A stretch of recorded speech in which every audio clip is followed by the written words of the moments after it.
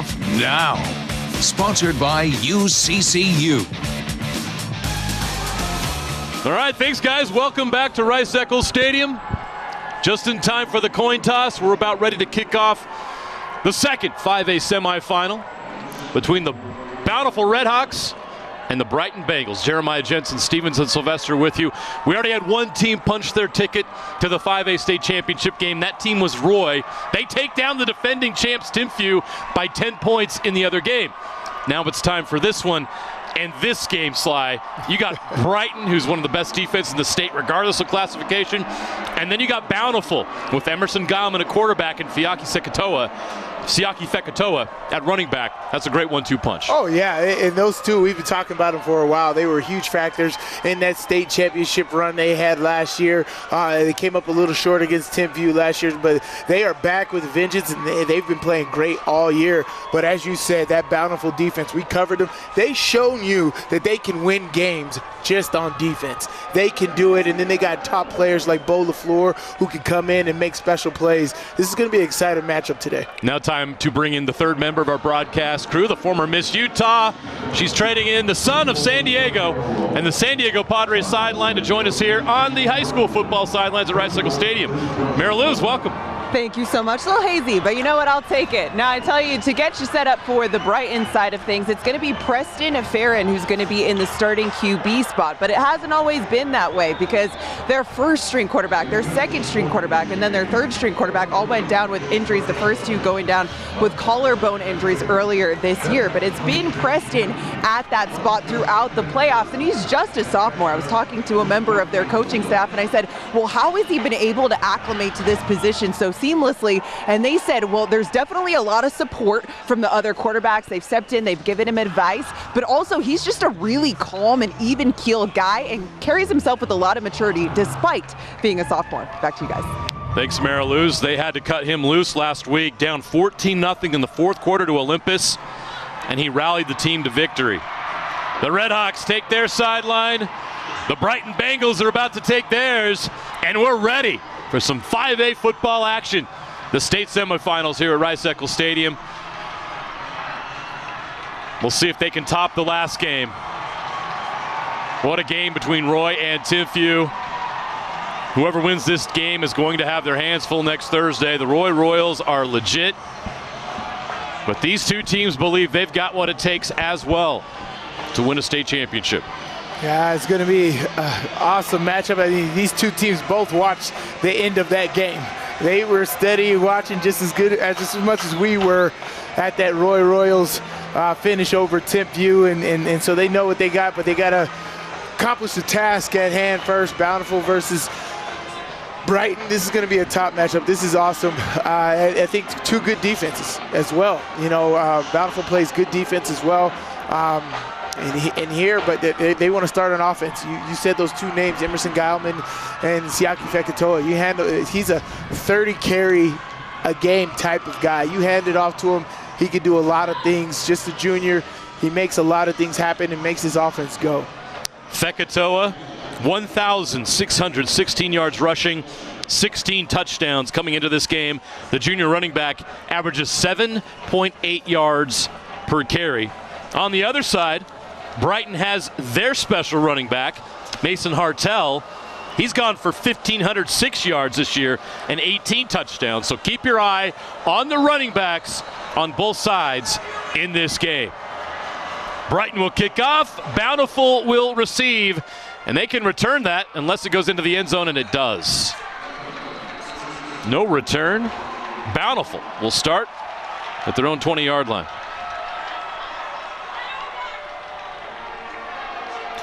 I always love to see these first drives, right? You watch these first drives, and that's all scouting report. What did I watch on film? How can I game plan for this next team? And so the way a team comes out just knows that they study film, and this is what they saw, the vulnerabilities that they saw in film.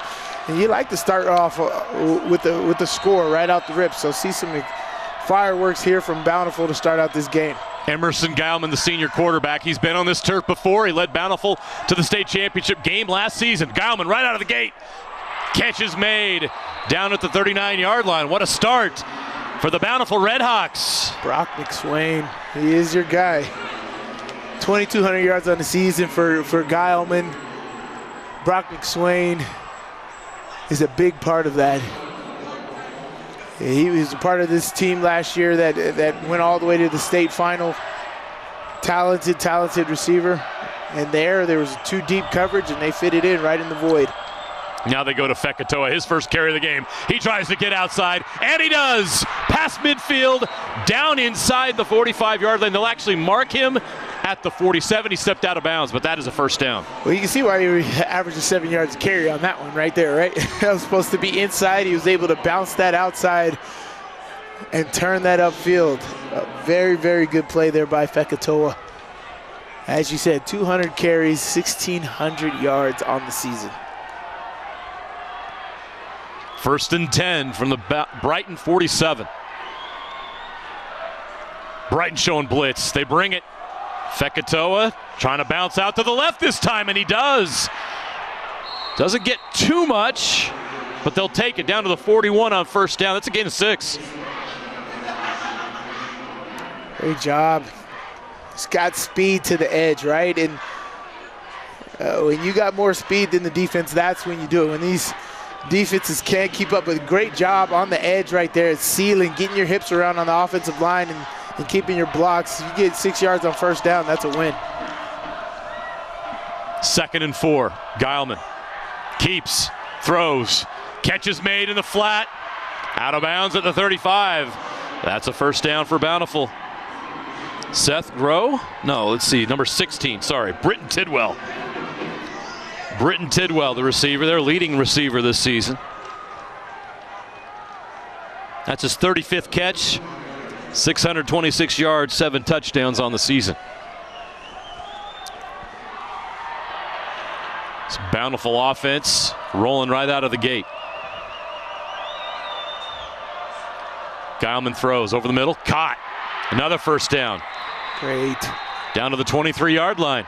Yeah, his read was that side linebacker right there. If that linebacker crashes down, which he did, there's a window. He knows his receiver is going to win that one-on-one. Great read by Geilman. Junior Tippy with the catch.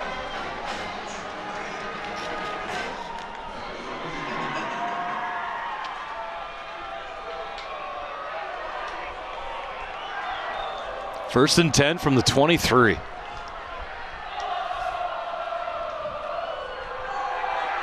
Geilman's in trouble. Evades a sack. Another move to miss a defender, and inside to the 20. I don't know how he did it, but Geilman avoids the sack, and he's got Bountiful in the red zone. Yeah, he had a guy open, but the pressure gets there. As we said, this is a very good defensive line. But Geilman takes it upon himself there. Ends up picking up 4 yards on first down. Caleb Miller finally gets him down. Number 90. You'll hear Caleb Miller's name a lot. That Brighton defense is stout. Let's see if they can hold here. Fekatoa breaking tackles. Can't break any more than that. He's down to the 14. They'll give him forward progress. So it'll be 3rd down and short.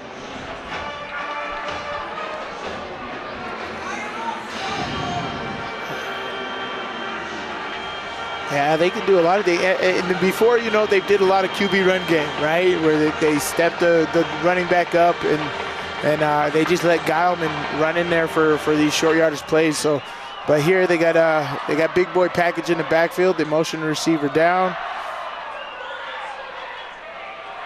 Fekatoa right up the middle. Great into push. the teeth of that Brighton defense, and he moves the chains. Great push right there. That's that's exciting when you can line up like that and guarantee 2 to 3 yards. That's a big boy alignment. They shifted everybody down. Everybody was in. It's very old school. Just turn around, hand that off to your special back. Get that first down.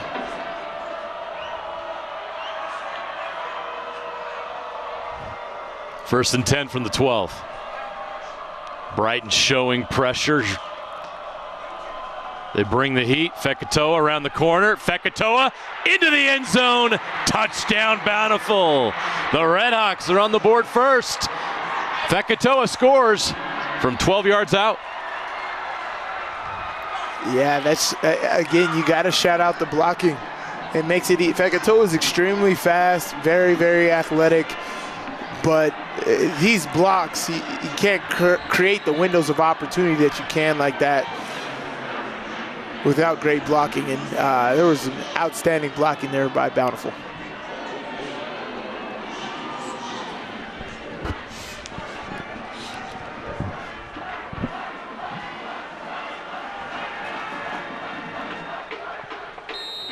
Zayas with the extra point is good.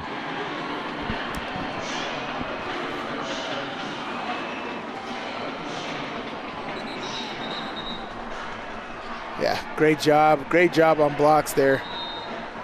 Yeah, the Brighton defense is going to have to make an adjustment. I mean, you came in knowing Siaki Fekitoa was an issue, but now you know exactly how they want to attack you. They are all kinds of runs, right? You got outside, inside runs. You got to buckle down and be more sturdy and win your one-on-one battles at the line of scrimmage in order to get him down. A great first drive is exactly what you want to do. Had a touchback, drove 80 yards down the field. Taking 3 minutes, 11 seconds off the clock. Bountiful 7, Brighton nothing. We'll take our first break. We'll be right back. Running? Salt Lake Running Company offers free custom shoe fittings. With an assortment of functional footwear and inserts, we've got solutions to help you have your best workout, work day, or a work escape. For over 25 years, SLRC's award-winning customer service has helped people find the perfect personalized fit that keeps them comfortably moving. Visit us at one of our locations along the Wasatch Front or shop online at slrc.com today. At UCCU, we'll provide you with a low-rate line of credit that makes it easy to access the equity in your home. So you can finally finish your basement and raise the value of your home. Or pay off your credit cards and get out of debt faster. Nice. Or simply enjoy the peace of mind that comes from knowing you have a low-rate line of credit ready for a rainy day. To learn more, visit uccu.com or stop by any branch.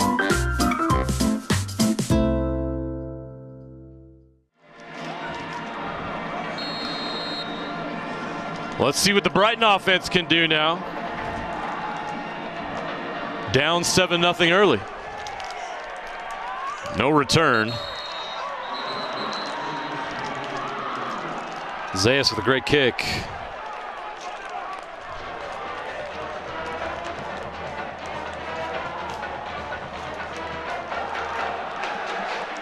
Again, Brighton has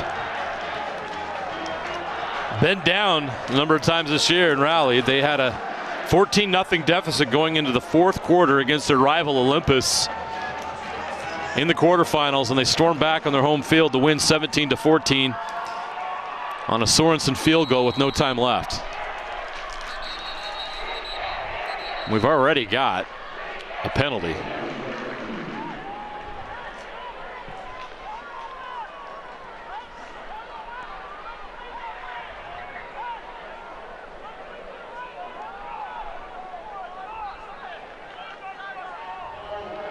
Dead ball, unsportsmanlike conduct, number 44, wearing illegal equipment. That unsportsmanlike conduct is assessed to Bountiful's head coach. That's his first towards disqualification. Wow.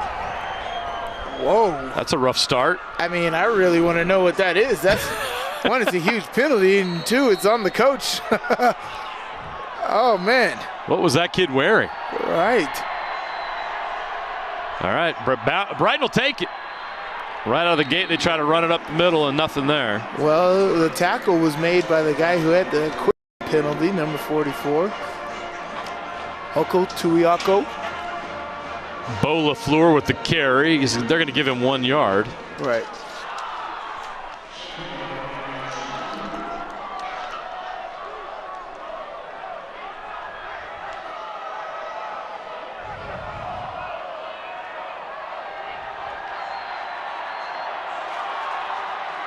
Run again, Hartel. Brighton really wants to get Mason Hartel going. In the game we did, Brighton and West, Hartel had a 75-yard run for a touchdown that was the difference in that game in a 7-6 ball game. It was very close to dropping it before he got into the end zone. he almost ended up on SportsCenter for the wrong reasons. Yeah. No review in high school, so not top 10, but he scored. Farron, the sophomore, taking a shot early, incomplete. Now, as we saw, we had to see Farron come in. We covered that game. It all started for him against West in the region championship game to end the regular season, and his first pass was a pick six, and they didn't let him throw for a while after that until last week. They turned him loose in the fourth quarter and it paid off, so they're not going to hesitate to have him throw here. Sophomore's got to grow up, but it's incomplete, so Brighton's got a punt on 4th and 8.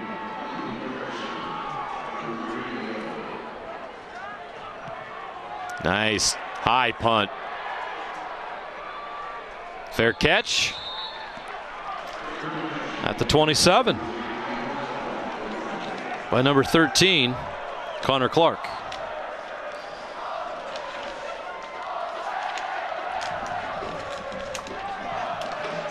So as far as matchups go, Sly, if you're looking at a key matchup here, it's Bountiful's offense against Brighton's defense. Brighton has been so stingy all year long. But Bountiful defense has an experienced quarterback who's been here before, an experienced junior running back, and a really, really good offensive front. It's going to be really interesting to watch this lineup throughout the day. Yeah, as we said on the last drive, there has been some amazing blocking that's gone on. There's Geilman on the quarterback run. He can do it. He's got the sticks and more out to the 42-yard line. You're going to look at Geilman and think, wow, he's just a big, tall guy. He's not a threat in the run game. Oh, no.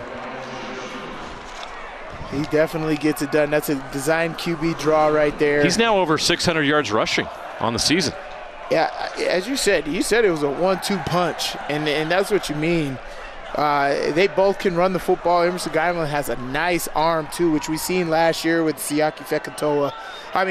With Falatau Satuala last year. And their ability to throw the ball. But Emerson Geilman with another year in the offseason, able to develop, looking more and more confident. Falatau Satuala now at BYU. With him leading the charge, this Bountiful team was one play away from winning a state championship last year. They lost a heartbreaker to Timpview in the 5A final, and they want to get back, and they are on a mission to get back. They would love a rematch with their rival in Region 5, Roy, next Thursday. What a defensive play. Bo LaFleur. And a penalty. The Bengals roar on 2nd and 10. We talked about Bo LaFleur in the pregame. This guy's a difference maker. He had a blocked punt in the game that we covered earlier. That was a huge part of that. Sacked, offensive runs. He's another guy you'll see offensively, defensively for Brighton that's going to make huge, huge factors in this game. I don't know what the penalty is. The helmet came off incidentally. Tyree Pearson cleaned it up. The 6'1", 225-pound senior defensive end. But that was Bo LaFleur creating that initial penetration and stopping Fekatoa. Yeah, you got to pick that up. There is no foul for participation with the player without their helmet. Forward progress was deemed at the 35-yard line. Ooh, okay. Second down. So 7-yard loss, but yes, as I said, the helmet came off incidentally. I don't think you could call that. The issue they have is if the player who lost his helmet continues to play, they're not allowed to continue participating once the helmet comes off. That's a hard, fast rule in high school football. I get it, and I think they picked it up because they did because the forward progress whistle dead. Okay. No harm, no foul. 7-yard TFL for Brighton. Bountiful answers right back. A nice pass play to get some yardage back. That's Britton Tidwell again, their top target in the pass game. Now the wind's picking up here at Rice-Eccles Stadium. Not enough for a first down, though. It's 4th and 5, and they will elect to punt.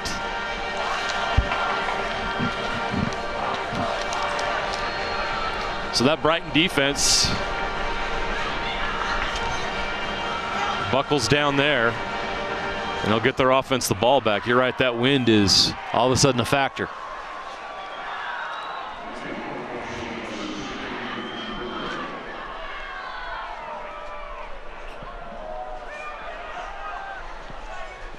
Good distance again on the punt. Takes a bountiful bounce all the way inside the 10. Great punt. Brighton will start this drive. That was a great punt, great roll. They marked the first touch at the 12-yard line.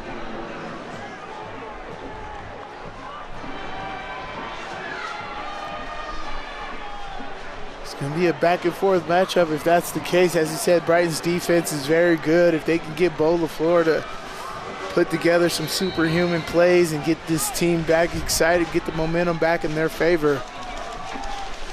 Farron now with some weeks under his belt, a little more comfortability in this offense.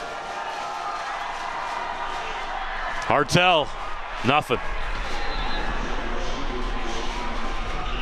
The struggle that Brighton's going to have offensively is, Bountiful's going to try to stop Hartel, force them to get their sophomore throwing the football. Just as Olympus did. Yes.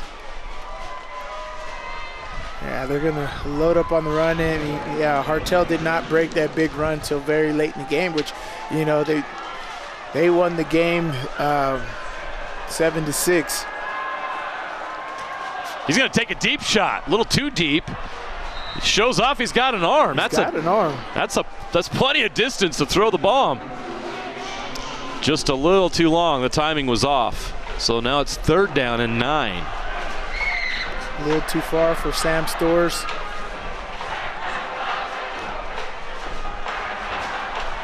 Third down and 10 here. Brighton's going to ask a lot of their defense today. Try to keep this Bountiful offense in check while their offense gets some things dialed in here. Farron's going to give it to his running back. It's Bo LaFleur. Not enough for a first down, and the Bengals will have to punt. Got a little bit more room there to punt the ball. Hopefully can switch the field. We'll see if this punter has a booming leg to get it down there. Should be punting with the wind here down and to the right. We'll see. Nice high punt. Fair catch signaled at the 42-yard line. It's a very good punt. Good field position once again for Bountiful. What could this penalty be? That's interesting.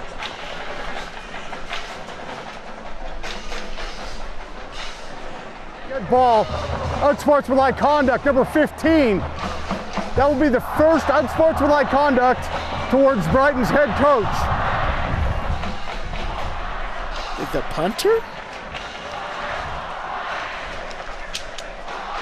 Is that an equipment issue as well? It must be, but he didn't specify that, so. Interesting. Yeah. 1st and 10, Bountiful. Not the 7, they're going to move that up. Quite a ways. That's a massive penalty. Wow. Yeah, we saw a couple of those last game in the Roy Tempview matchup. I don't know what Yeah, the official didn't specify what it was for. It's just a 15-yard penalty. So Bountiful will start this drive at the Brighton 43-yard line.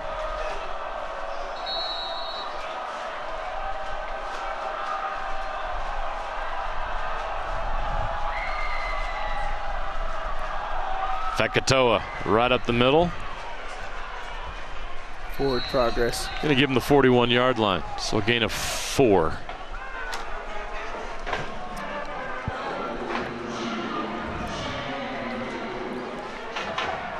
It's a good pickup there.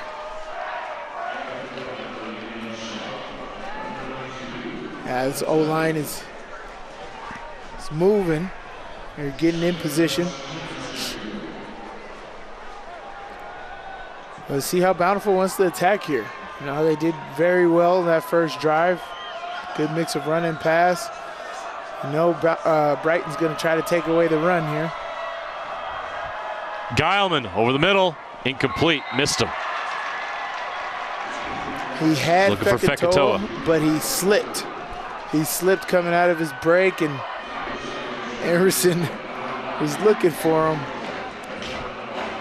And now Brighton brought the blitz on that off the right side, so that pocket was closing down. He had a clock in his head.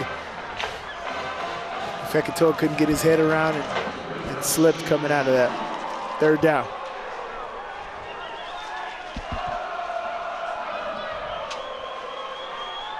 Third and 6 from the 39. Geilman's he's gonna go. And a great job by the Brighton defense to stuff it out. That ball's loose. Boulafleur with the hit. Are they gonna call forward progress down? They're calling him down. I mean, but a great job by the Brighton defense to get Geilman down. Boom. Brighton has it.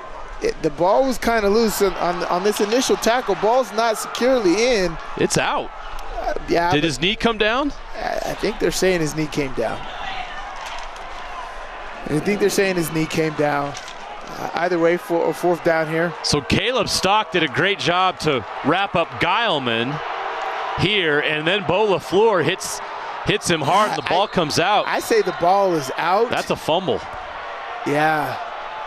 If I'm Brighton, I got to be upset at that. That's an opportunity, right? You know, you're in a game full of opportunities, and that was an opportunity for you, you know. And after the sportsmanlike conduct, they got great field position. You do a great defensive play to nullify their QB draw.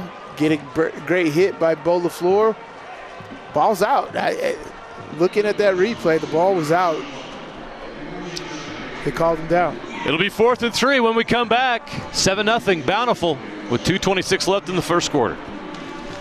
From commercial to recreational truck accessories, Mountain Land Truck Outfitters has got what you need. Flatbeds, spray and bed liners, lifts and leveling kits, wheels and tires. Mountain Land Truck Outfitters proudly uses a brand you know and trust. And with our experienced, knowledgeable, and friendly staff, your visit here will be informative and enjoyable. Stop into our convenient location in Provo at 265 South 100 West or call 801-225-4637 to get a quote for your fleet or individual truck. Mountain Land Truck Outfitters. At UCCU, we've learned that people prefer more. And not just more, but a lot more. That's why UCCU created Elevated Checking. Elevated provides everything you'd expect from the best checking account anywhere and more. A lot more. Like loan discounts, overdraft forgiveness, and free ATMs nationwide. Just visit uccu.com and elevate your checking. We're back at Rice-Eccles Stadium. It's going to be 4th down and 3 for the Redhawks. They're fortunate to still have possession. They're lining up to go for it here. Brighton hoping to get the stop.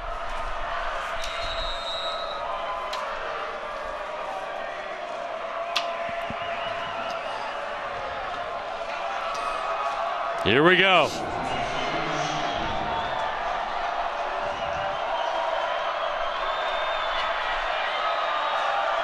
Trying to draw him off sides. Now they go. Geilman is going to keep. Tries to get to the outside. He's there. He got it on the second effort. Bountiful maintains possession. We'll get a new set of downs at the 32. Oh, that's so unfortunate. They had the defense that you needed. They had it. They just missed the play right there. But you got to commend the effort there by Geilman. absolutely amazing job at taking it in your own hands and putting that extra effort to pick that up. That could prove very, very useful here coming down to the end of this first quarter, first half, is that first down pickup. Brighton showing pressure. Geilman changes the call. Now Fekitoa to his left. He's going to go Fekitoa right. Doesn't matter. Bull rush. Hey, I told you I like his number. There's Caleb Miller again. I told you you're going to hear his name a lot. He got in there. Bo LaFleur on the B-gap blitz right here. It's just LaFleur and Miller there for the stop. Such a quick first step. Caleb Miller as well, as you said, tremendous D tackle right there. And they're going to need those two guys. Siaki Fekitoa is a handful. And if those two guys can have a monster game, going to be awesome. They lose 3. Geilman pulls it back. Throw short, caught. Some positive yards for Bountiful. The Brighton defense steps up. Keeps him short of the sticks.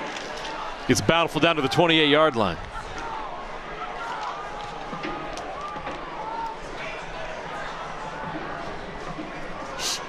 There's Caleb Miller, number 90, one of the best defensive tackles in the state.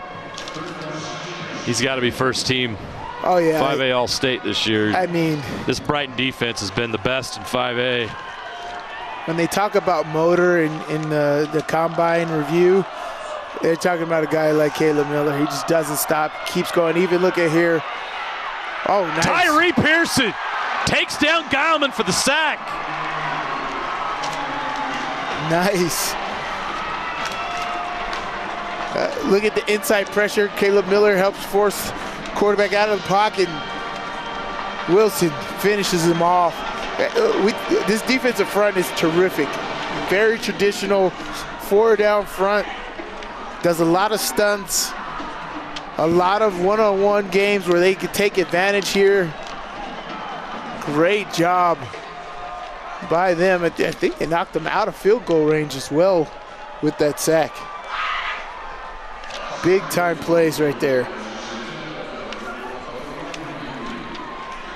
by Pearson.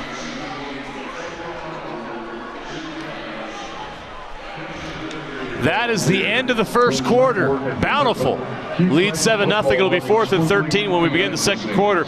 Let's go down to Mary Lou's Cook on the sideline. Yeah, guys, I want to share with you something that I learned that Brighton football has been doing the past 4 weeks that I think is pretty cool. So every single Thursday, they've been taking part in a different type of community service project. So the past 4 weeks, one of them, which I think is pretty nice, Halloween candy passed out in their Halloween costumes on Halloween. So that's pretty cool. But also, more importantly, helping out the custodial staff on campus, setting up the tables, opening up the doors, and cleaning out the stadium on 2 different occasions. It's all part of the culture that their head coach has implemented there, and just one of the things that they do that is just in addition to what they do on the football field. And also the team, I think this is very impressive, maintains a GPA above 3.0 collectively as a team, that's pretty cool. So a lot more than just football going on there. You can tell that Coach Sotero's got some smart kids. Well, first of all, that model we know works. Yeah. Right? Where did Coach Sotero get that from? Right. Casey Sotero, that familiar slide? A former teammate of mine at the University of Utah. That's the things that we used to do. And honestly, I think that's what helped us in 2008. You know, Sotero was a part of the 2004 team as well. But like in 2008, we did a lot of community service projects. We spent more time together, and that essentially helped us on the field. That helped us come together, that helped us work through problems together. And so I love that model. I love this team getting back. Honestly, you go to that campus, and you can tell there's a lot that puts into it, a lot of community like a college involved. Campus. That is an amazing campus. What they did there is terrific. And this football team just showing their love back to that community, one by winning games, but also giving back, and that's just awesome. So we get back to the action as we start this second quarter. Bountiful with a 7-0 lead, but they've got 4th and 13 at the Brighton 35. They've got a really good kicker. Zayas is a good kicker. Do they give him a shot or do they go for it here? Gallman's coming out. So that's your first clue. Do they just have him try a little Ben Roethlisberger pooch punt? We will see. They got receivers ready. Let's see what they do. 4th down.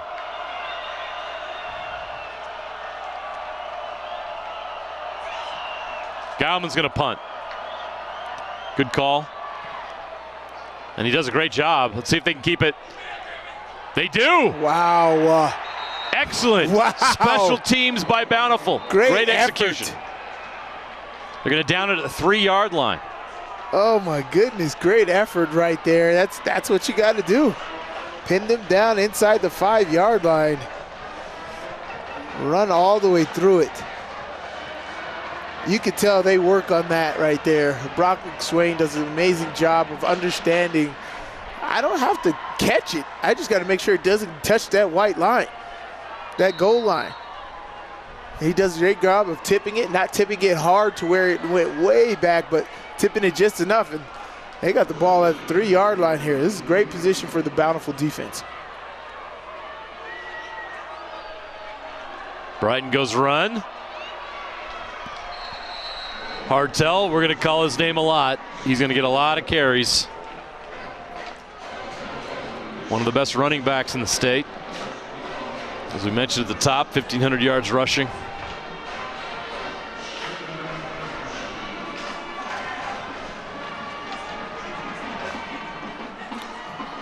Great first down pickup. 18 touchdowns this season for Hartel. Now they're going to go to another back. He's going to bounce it outside. Nice run past the 20-yard line. Tabarachi. Owen Tabarachi gives Brighton some breathing room. That'll move the chains. Up here, great run. Way to elude that first tackle. Get out, get a great pickup. You were pinned all the way down on your 2 runs, and you're out to your 21. It's a great job. That's making it really easy on your sophomore quarterback. 1st and 10 from the 21. Back to Hartel. Brighton's going to try to grind this out on offense, play the time of possession game. Big long drive here would be exactly what they're looking for. It's going to be the challenge of Bountiful to stay disciplined,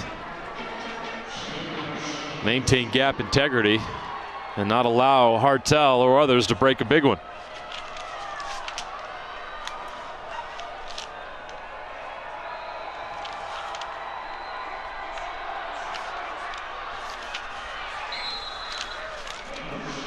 Hartel again.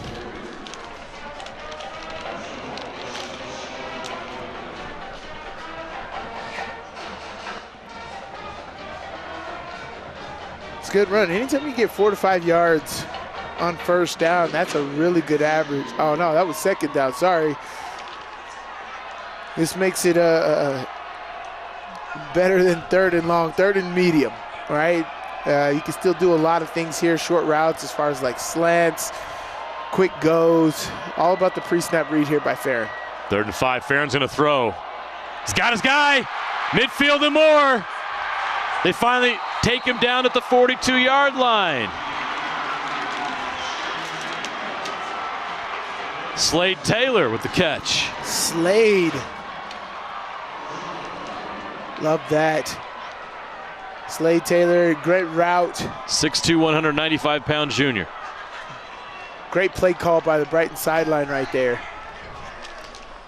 And it's interesting to watch a sophomore as his confidence continues to grow. Right. Hartel on the carry. He fights his way forward. He gets about 3 yards. Sly, think about it, just how overwhelming it's got to be to come here to Rice-Eccles Stadium as a sophomore. The bright lights, all the attention, trying to help your team win a football game. He's got to grow up fast. It'll serve him well moving forward. Well, he's got great senior leadership around him too, right? Yes. Hartel, Bo LaFleur.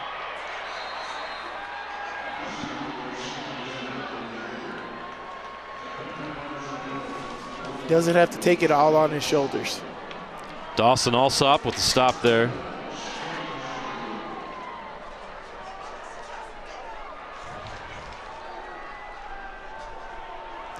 Third and 7 from the 39.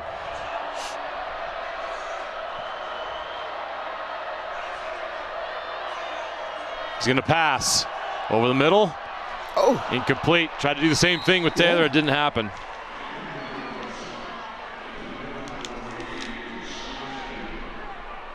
Maybe he almost had him though. He understood it wasn't that direct pass that he did on the first completion. Where the defender was, he had to lob that over. That was a good attempt. He was just a little long on that. They're going to go 4th and 7.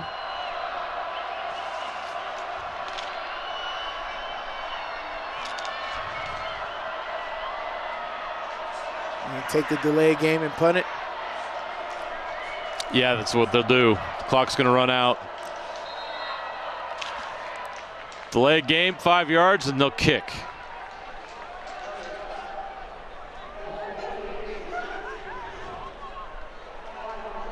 Remains 4th down.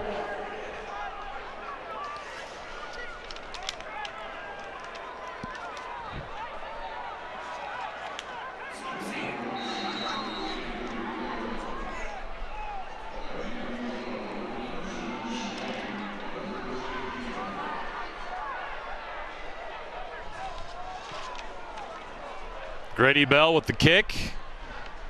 Rolls all the way down inside the 15-yard line.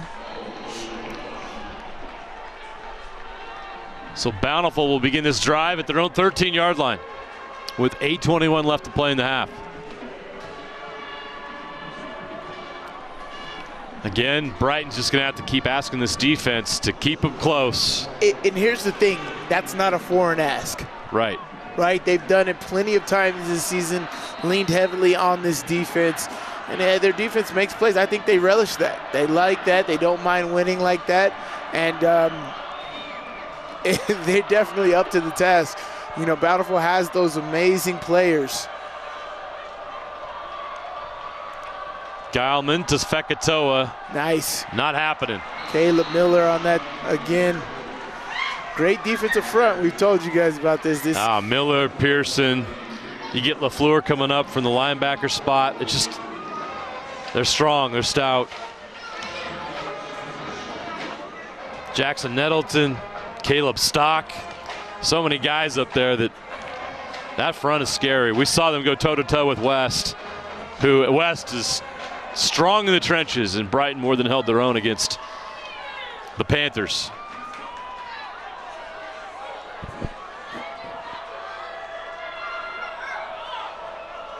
Second and 10 from the 13. Gileman trying to go over the top. Incomplete.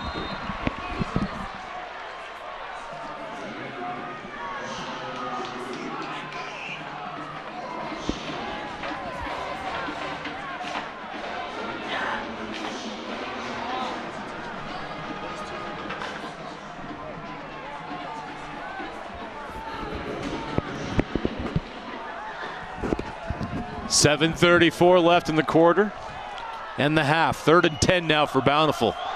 From their own 13, Gileman to Fekatoa, but Brighton wraps him up, takes him down at the 16-yard line, well short of the first down marker, and Brighton forces a punt. Tightening up, right? Yeah. Yep. That first drive, I see it a lot in college. The offenses always drive down the field. They get that first score. Everybody's like, oh, what's going to happen? Just let the defense settle in. You got to get them a good feel, and that's exactly what's happening right now. Brighton's defense is settling in. They're getting a good feel for it. The pregame jitters are out, and they're settling in, and that's exactly what you need. These guys are playing top-notch, especially on the defensive front when Bountiful's running game is their top asset, and you're able to knock that out. That's a huge benefit. Not as good a punt this time around. Great starting field position. So Brighton will get their best starting field position of the game. Uh-oh. I don't like when the referees whistles blow like that. What do we have now? Uh-oh, that's in the backfield. That marker's on the 7-yard line. I think that's got to be holding. I didn't see anybody run into the kicker. Yeah, they're asking Coach Cetera if he wants to decline it or not.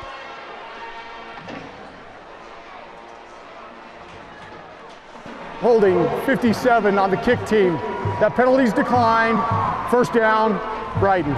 So, football, statistics, all that's right. In the NFL, I remember Tomlin and our special teams coach, they'd always be like, we don't ever want to re-kick, right? The statistics show every time you re-kick, the possibilities of a punt return touchdown goes way up, or them getting a big return. Or a roughing you gotta the run punter down or again. something stupid. Yeah, every time you re-kick, so you don't ever want to re-kick. So, for those, you might want to take it. They're backed up already. They have to punt again. You can get it even closer than that 43-yard line that you had there. But either way, you get the ball. Make that happen. Great pressure there by Bountiful. Big-time TFL. Yeah, they're keying on Hartel. They're not going to let Mason beat him. Yeah, exactly. That's exactly what West did when we watched them. Farron over the top. Did he get a foot in? Yes, he did. He did. He got that nice left foot catch. down. They hooked up again. Slade. Great catch right there. We can tell what route this quarterback likes. Preston Farron to Slade Taylor. Great hooked up job. Twice. Got that right toe down. Tony toe tapped this. Go up and get it. Come down. Great job. Great footwork to get that right foot in. Great eye by the referee at seeing that too. 1st and 10 from the 28. Hartel not happening. Oof. Loss of almost 5. Great job by Bountiful. They understand the mission, right? Yeah. Hartel is not going to beat us.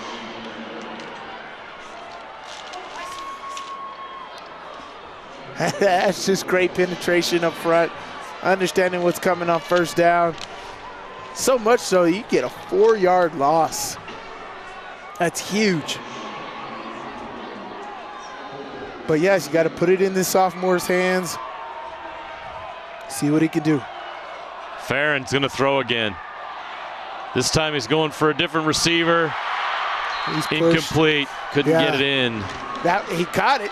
He did catch it. That was Cash Gay with the catch. But not in bounds. It's incomplete. So it'll be 3rd and 14. Great attempt there. The safety was barreling down on him. Oh, he didn't catch it. He let it go at the end. This is a great attempt. What I will say on that play is your sophomore put it where only the receiver could get it. Exactly. And if you're a coach, although it was out of bounds, where he could get it. That is, you want him to catch it, but that's the next best result. Now Farron's going to take a shot to the end zone over the top, short of the end zone. One-handed catch. Is he in? They're saying no. Said he's out of bounds. That was a great catch. Oh my gosh. Sam Storrs grabbed it with one hand. Watch the footwork. Storrs a great receiver. That's a catch. That's a catch. He got that right foot down. What did they miss there? I don't think they thought he was going to be able to catch that. I didn't even see anybody over there to even watch. That was incredible. That's a one-handed catch for a first down. That was incredible. On 3rd and long. Oh, that's brutal for Brighton. Gonna call haterade on the ref. They're gonna call it delay game, but you gotta be upset. Oh. Coach Cetera has just gotta be sick. Oh. I mean, that wasn't even close. No, that was beautiful. I think that the toe tap over here by Slade Taylor was I'd love to see it again if we have it. Here we go. Yeah, it's simultaneously. That's possession. 1 foot down. He caught it one-handed. That's a catch. That was. I keep getting it twisted with which foot, but that was left hand, left foot. That was an amazing catch. My God. Let me say, the crews in these now 5th game we're doing have been phenomenal. Yes. Phenomenal in the semifinals. Yes. They missed on that badly. That's a catch, and that would have kept that drive alive. That's a brutal call. Yes, I agree. Oof. I agree. Missed opportunity. You'll get more. And honestly, this kind of feels like practice, right? Yeah. If you go to the combine, it's just fade ball after fade ball. Farron throws a good fade ball. And he's giving these receivers an opportunity, doing a good job, keeping it on the outside shoulder. There, that was an amazing catch, though, by Sam Storrs. Wow. Gotta appreciate that. Guess he could put it in his highlight reel. It's not going to help him much there, though, unfortunately, for Brighton. Tough break. Really tough break. Not the end of the world, but you're down 7-0. Your defense is playing outstanding. You do 4th down and 19 here, you punt it. You pooch punt it here, you cover well, pin them down inside the 5 like they did you.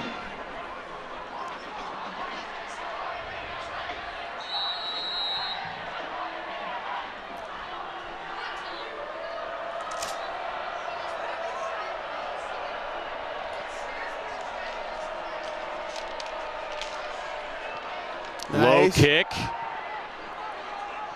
It's going to roll all the way down.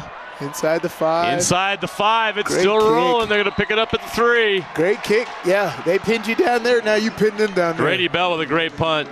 You're sick about that missed call, but you like that result. Bountiful's going to start this drive at the 3-yard line. Now you tell your defense, okay, we had one taken away from us. Go take one from them. And that's what these games are all about. It's you take a punch, you give a punch. Yep. Right, and they've done that. You know, they've stuck in there. Their confidence is still there. Coach Soter's doing a great job of getting these guys prepared, keeping their minds locked in it. This defensive front is handling business as they have all season. Geilman in his own end zone. He's going to run it out. Brighton's close, and he got away. Geilman got away, gets all the way to the 7-yard line. They had him at the goal line. Emerson Geilman, though, is not easy to bring down. No, he's not. He's all of 6'4", 200 plus. Yes. They have him listed as 6'4", 201. Big, strong quarterback, and he's a next level quarterback, and he's not easy to bring down. So 2nd and 6, Geilman gets 4 on the carry.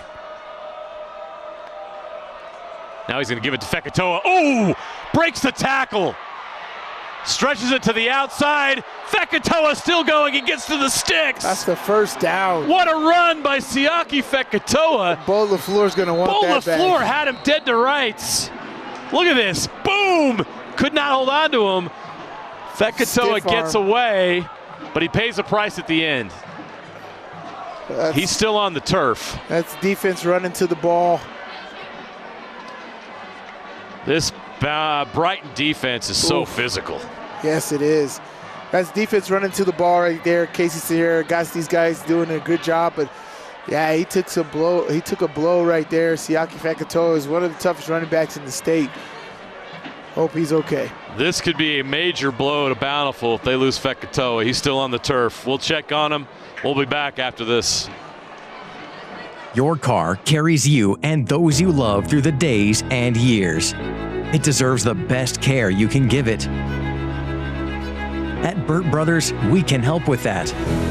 We've been doing it better than anyone else since 1991, and we'll keep doing it to get you through all the important moments on life's roads. Because cars are more than how we get from here to there. They're how we get from there to here.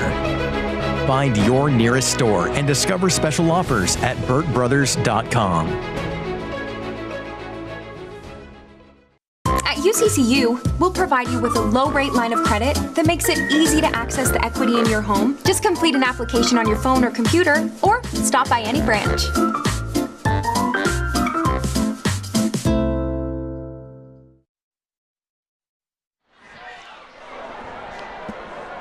They flipped on the switch. The lights are on. You know what that means, Sly. We're playing underneath the Friday night lights. Love it. As the sun gets ready to go down here.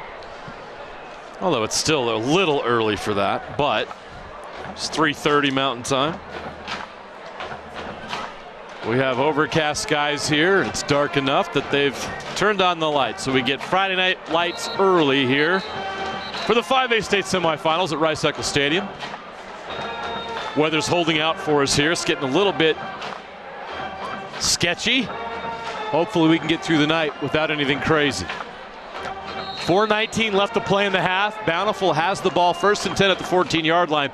An update on Siaki Fekatoa. He did get up on his own power and run back to the sideline. He's got to sit out this play, I believe. So Guilman will take the snap. It's 1st and 10. Fekatoa got the first down.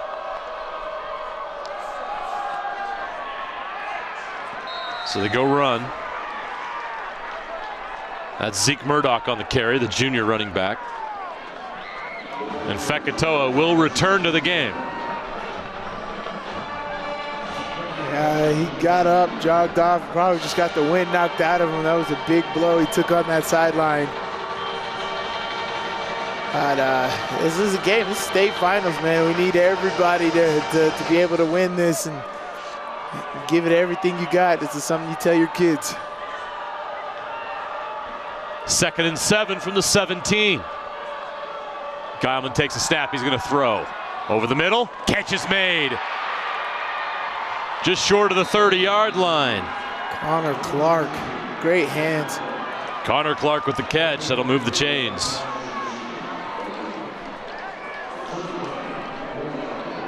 Great hands on that. That was all hands. Pulled that in. Caught it. Looked upfield. Understood the defenders were coming. Put it away. Great throw right there by Guilman, though. It helps being that tall, but you still got to put it on the money. And he does right there. It gives Connor Clark an opportunity to turn upfield and get extra yards. 1st and 10 from the 29. Guilman keeps. Guilman turns it up to the 40. Breaks to the outside. Guilman's got the edge. Into Brighton territory, out of bounds at the Brighton 47-yard line. Great run. Great run. Great read right here to keep it. Kept it. Bust out. He's hard to tackle. Bo LaFleur had an opportunity to bring him down right there. I think he knows that. I think Guilman understands that these guys are having trouble bringing me down. I can keep the ball more often than not. Extend our drive, make this happen. Zeke Murdoch continues in the backfield with Guilman. They'll go to Murdoch. He's wrapped up quickly by that Brighton defensive front. He gets 3 yards on the carry. So Fekatoa is still on the sideline.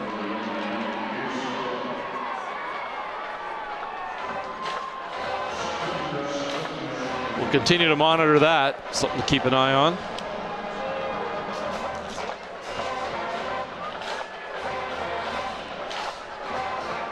.230 and counting left in this first half. Bountiful with a 7-0 lead over Brighton. 2nd and 7 at the Brighton 44. Emerson Guilman at quarterback for Bountiful. He's going to keep again to the left. Again bounces to the outside. Guilman inside the 30, down to the 28-yard line.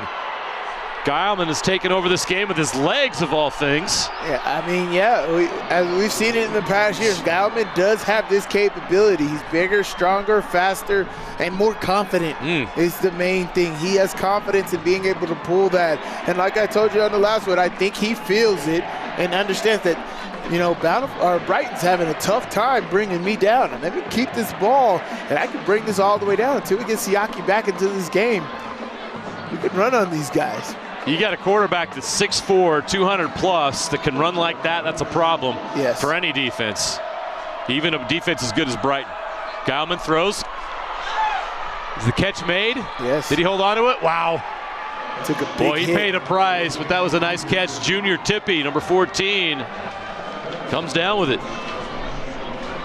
Took a big hit right there, but another nice, safe throw. The defense is going to give you all of that room to make that happen. You take it, and you get 7 yards on first down. 6 yards, sorry. 6 yards, make it 2nd down and 4. You can do what you want here. Middle of the field is wide open. Geilman, he's going to run again. Plenty of room to run now. He cuts to the left. Can he get to the edge? He can! Geilman, 22 yards for the touchdown.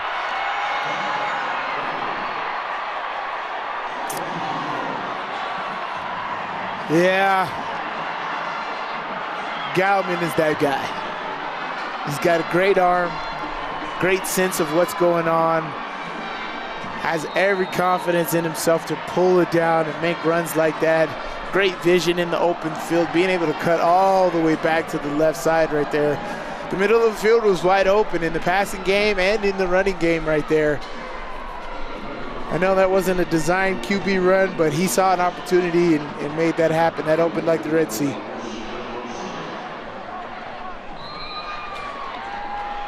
Zays with the kick, it's good. The Redhawks take a 14-0 lead with 1:22 left in the half. Geilman killing Brighton on the ground. Which we knew the running game was effective, right? But just thought it would be Fekatoa and not Geilman. Right. We knew they were going to run. Yeah, Geilman's doing a terrific job here, willing his team to win here. Strong, strong shine.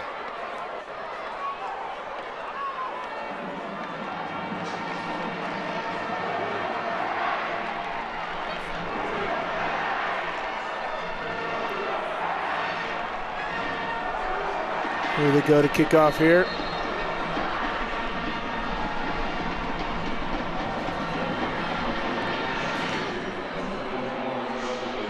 Great kick. No return. Touchback. Brighton will start at the 20. Bengals have a minute 22. Again, Brighton trailed to their rival Olympus in the quarterfinals 14-0 in the 4th quarter. This is nothing new to them. They're not going to get down. They're not going to lose confidence. They're not going to hang their head. But they can't catch a break here today.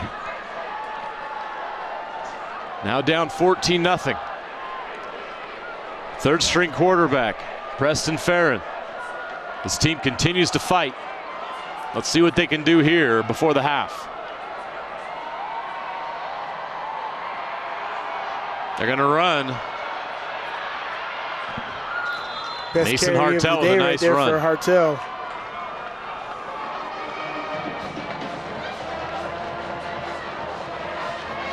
Mason Hartel with a good carry, picks up 7 yards. He got out of bounds. That'll stop the clock at 1:16. Farron's going to throw. He's going to go up top again, out of bounds.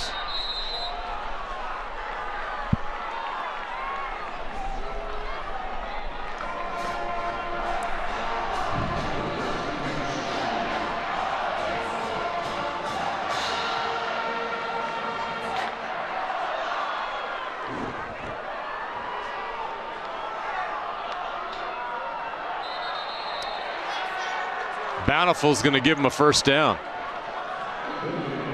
Mistake by the Redhawks defense. Yeah, you don't want to do that. There. Penalty. First down. Brighton starts with the ball here in the 2nd half. If they can get a score or something here to get into this locker room with some momentum, they'll be great. Farron missed. They're a good 2nd half team, though. Coach Chatera does a great job of getting these guys motivated to come out in the second half with some motion and make those things happen.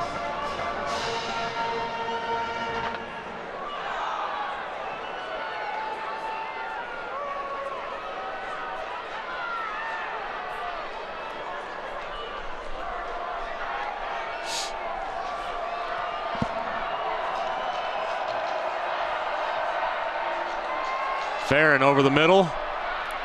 Oh, catch is made. He paid a price. Did he hold on to it? No. Are they going to call targeting? Now they're going to call the targeting hit. Defenseless receiver. Ball fell incomplete, and then the flag came out. Oh, it's so hard. Because that's what you want to do. You want to hit him to dislodge the ball. And that's exactly why it was an incomplete pass. Yeah, if he didn't do that, that's a complete pass. Again, they talk about the Personal foul, number 29, hit on a defenseless player. 15-yard penalty, yardage results in a first down. That's the call, the hit on a defenseless player. Yeah, that's tough. If he doesn't do this, that's a catch. By rule, that's correct. It's just hard. I get what you're saying. For the defender, what do you do? Right. It wasn't malicious either. No, it wasn't. Ooh, almost intercepted. That's what you're supposed to do. You're supposed to catch it. That's almost picked off.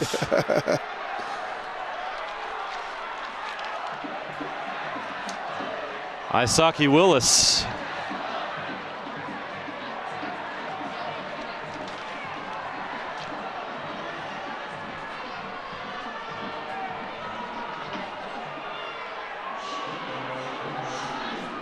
Second and 10 from the 47. Farron throwing again. He's going to pull it back. Now he's going to try it again. Oh. That's trouble. Almost. On the different pages there. He thought his receiver was going to go up. His receiver came back. That could have been bad. Buddy threw it where no one could catch it. Yeah. So they'll move on. 3rd and 10 from the 47.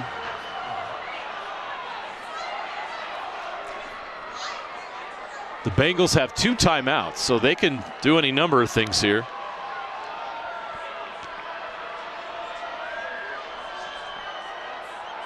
Farron takes a shot deep. He's wide open. He's got him. Down inside the 10.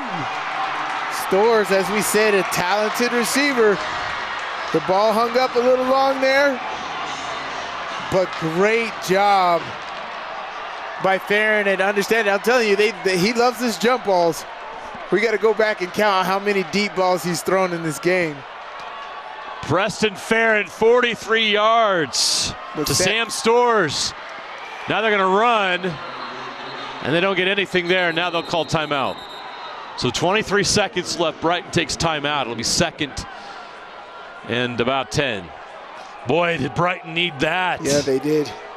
Yeah, as you mentioned before, the refs missed the call on the one-handed catch by Stores earlier, but they come right back, and they're exactly where he would have been before. It's kind of funny how that works out. You got to stay in it. Yep, you got to keep fighting. You can't let that get you down. And now Brighton's in position to finally take advantage. Boy, points for Brighton here would be huge.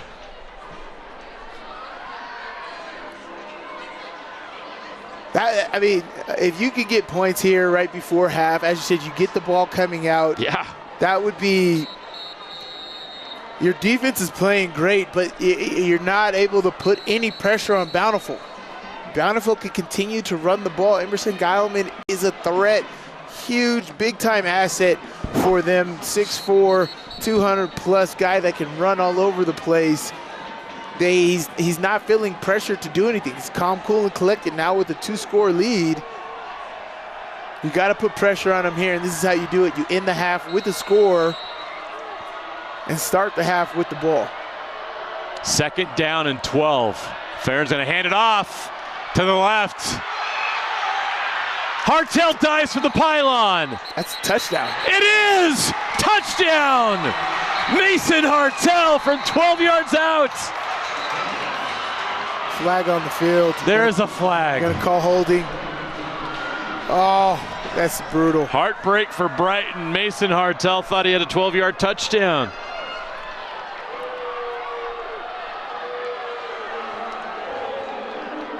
Looks like he had some help. 10-yard penalty. Second down. What an effort by Hartel to get to the pylon. He knew it, but he didn't know about the penalty. Yeah, that's unfortunate. Great effort. Great effort right there. So not only do you take the touchdown off the board, you got to move them back 10, and there's only 19 seconds on the clock. Yeah, second and goal here. Yeah, but you know, you can get 3 fade routes. Stores, outstanding receiver over there. You got a timeout, so don't be afraid to use your timeout. Second and goal from the 18 to the end zone. Diving effort comes up short. Yeah. Cash Gay gave it all he had. It'll be third and 18. Third and goal from the 18. Coach Terra can't be afraid to use his timeouts here. So run a screen pass, do whatever you need to do. You got 2 timeouts. At the end of the day, make sure you get some points, whether that's a field goal or something. But you can't come out of here empty-handed. And you're going to call a timeout here.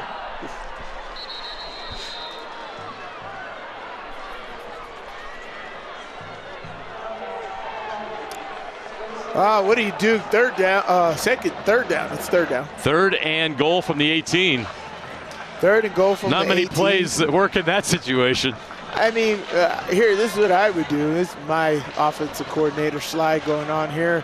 I'd line up 3 by 1 to the short side of the field. So put 3 receivers over here, but Sam Storrs over there, and make it look like it's going to be one-on-one. But he's a little tight, and I'd run him on a kind of skinny post, and I'd run a motion.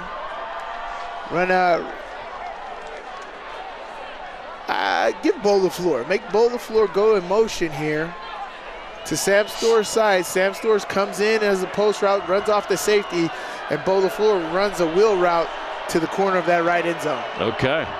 That's my play. They got trips going here. Let's see what they go with. Gay now to the right. Now LaFleur in motion. Ferentz he had LaFleur in the flat. Now he's going to throw it to LaFleur and that's not going to be caught. It's incomplete, but there's 6 seconds left and they're going to bring on the field goal unit. So they were attempting a tight end throwback. They were going to sneak the tight end back to this side. Very good, thoughtful play. They were going to try to, but Bountiful stays home and unable to get him there. Farron fell under pressure. So Thomas Sorensen, who was the hero last week, will come out and attempt a 35-yard field goal. But first, Bountiful will call a timeout. Ice the kicker here.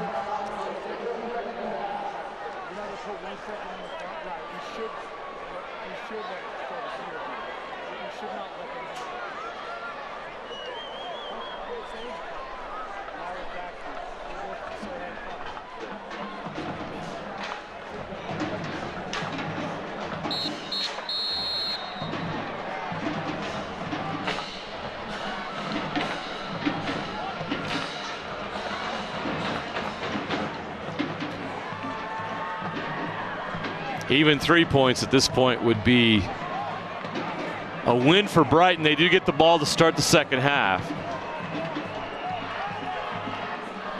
And if they're able to score on that first drive, they're right back in this. So they need these points. Sorensen from 35. Now what? They're going to take another timeout. Can you take back-to-back timeouts? Apparently you still can in high school. I don't think you can at the other levels anymore. Okay. I don't know which rule goes to which level. I know. We apologize for all of you listening at home. We cover all 3 levels of football, and I can't keep track of all the rule changes all the time and what's this and that. But it's clear you can do it at the high school level, and Bountiful had them. They used them. Coach Jason Freckleton at Bountiful does nothing but win at his alma mater.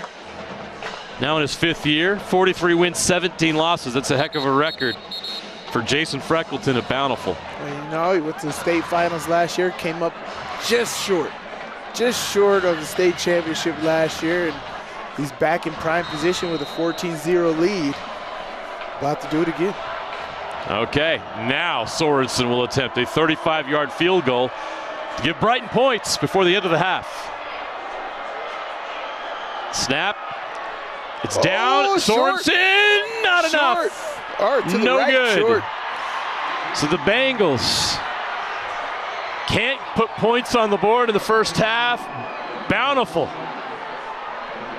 gets off the field with a 14-0 lead as we head into halftime.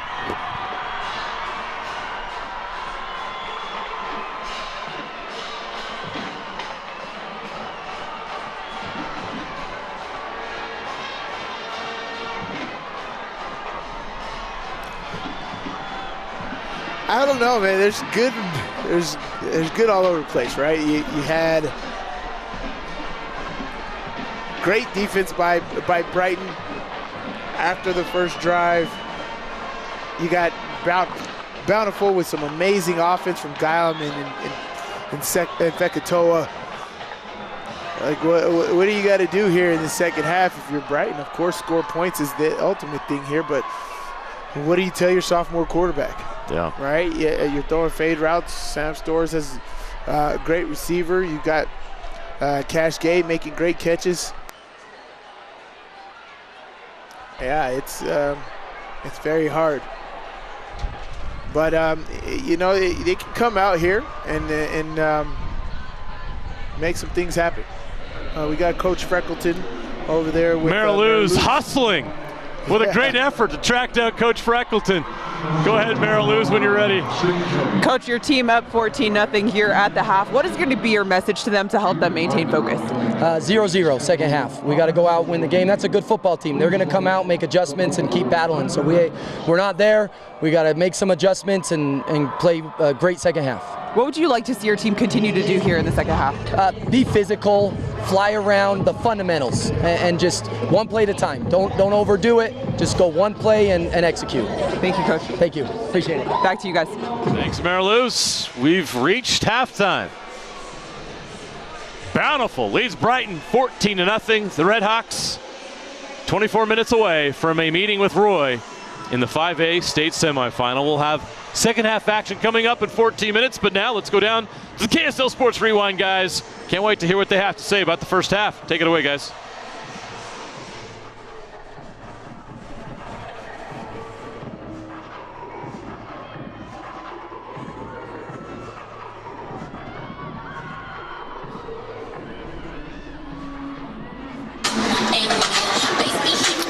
Welcome in. A halftime show. Dane Stewart, Moose Bingham, Jeff Hansen. As always, our halftime show presented by Heidemann Associates, Nutricost, and UCCU. And really, we're cold, so you don't have to be. We hope you're enjoying the stream wherever you're at. It is getting chilly here at Rice-Eccles Stadium. But it was a good first half, Moose. One that, Bountiful able to move the football. The Redhawks looked pretty good. Yeah, they looked amazing. Emerson Guileman keeps on impressing me.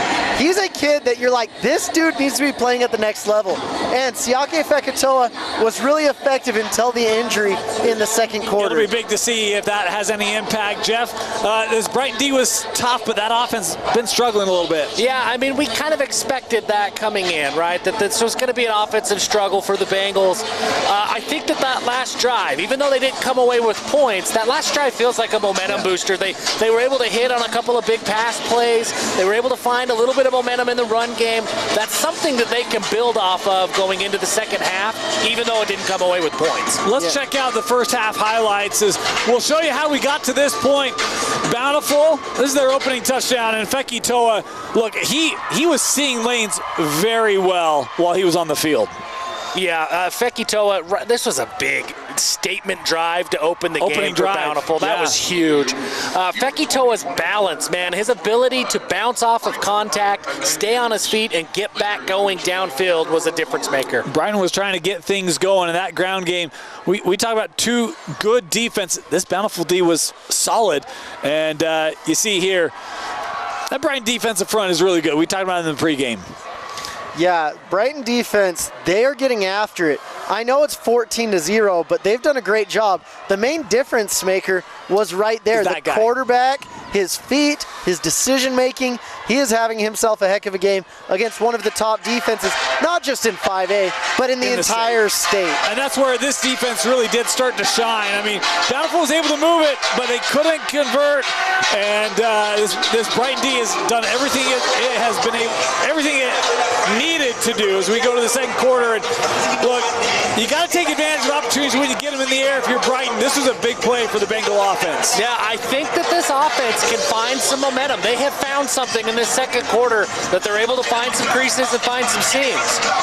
Yeah, it's interesting. You watch Brighton, they're finding success in max protection, keeping 2 running backs in the backfield, blocking, making sure that their quarterback has time. And just like Kalen Hall, they're going in and they're finding one-on-ones. Little controversy here. That's a catch. That's a catch. That's a catch. That's a magnificent catch. That's a heck of a catch. He gets the foot down. That ball's in possession left hand. They ruled it incomplete. It really changed the drive. And Bountiful right after that. It's Gileman, Moose. He just has great balance. He's been taking lessons from Fekitoa. I'm telling you that right now. And by the way, Fekitoa was out for this drive. He got dinged up on the prior drive, so everything was on the shoulders of Gileman. And here he uses his wits to keep this drive going and ultimately end up in the end zone. Emerson Gileman with his legs. He's just like a big horse out there, just galloping down the field. His ability to move outside of the pocket and move the chains with his legs is the reason that they are up 14-0 in this one. Yeah, incredible vision, like I said earlier. He's a kid that a lot of colleges, they're like, should we take a risk on him? And I'm like, yes, what are we doing here? Offer the young man. Get him on your team because you don't want to be playing against him. Look at what he's doing to this phenomenal Brighton defense. Well, here's the thing you got to love about Emerson Gileman if you're a Bountiful fan. He never pushes it. So, for instance, he could run every time on a pass play, but he wants to use his team. He knows when to do it. Fekitoa is out. Great. I got to step up and carry more of the load in this ground game, and he's done that. And yet, he won't look for it. He won't push for it when the play's there through the air or to give it to another back. He'll do it. He just knows his fit so well. He never tries to take things over, and that's such a rare thing for a high school kid, right? Because they all want to make the play. I think his command of the offense is what really allows him to do that because he is so comfortable in this offensive scheme. He's been here forever, right? Yeah. He is comfortable. He knows where the receivers are going to be. He knows what the route designs, the route trees are going to be, so he knows where his gaps are going to be. He is such he's a senior quarterback, right? He's exactly what you want in terms of a guy with experience who uses that experience to become an advantage on the field, not just an advantage in the locker room. Some people may call him what a lot of coaches consider a swear word, a game manager. He's not. No. And he gets confused for that, but he's not. Exactly.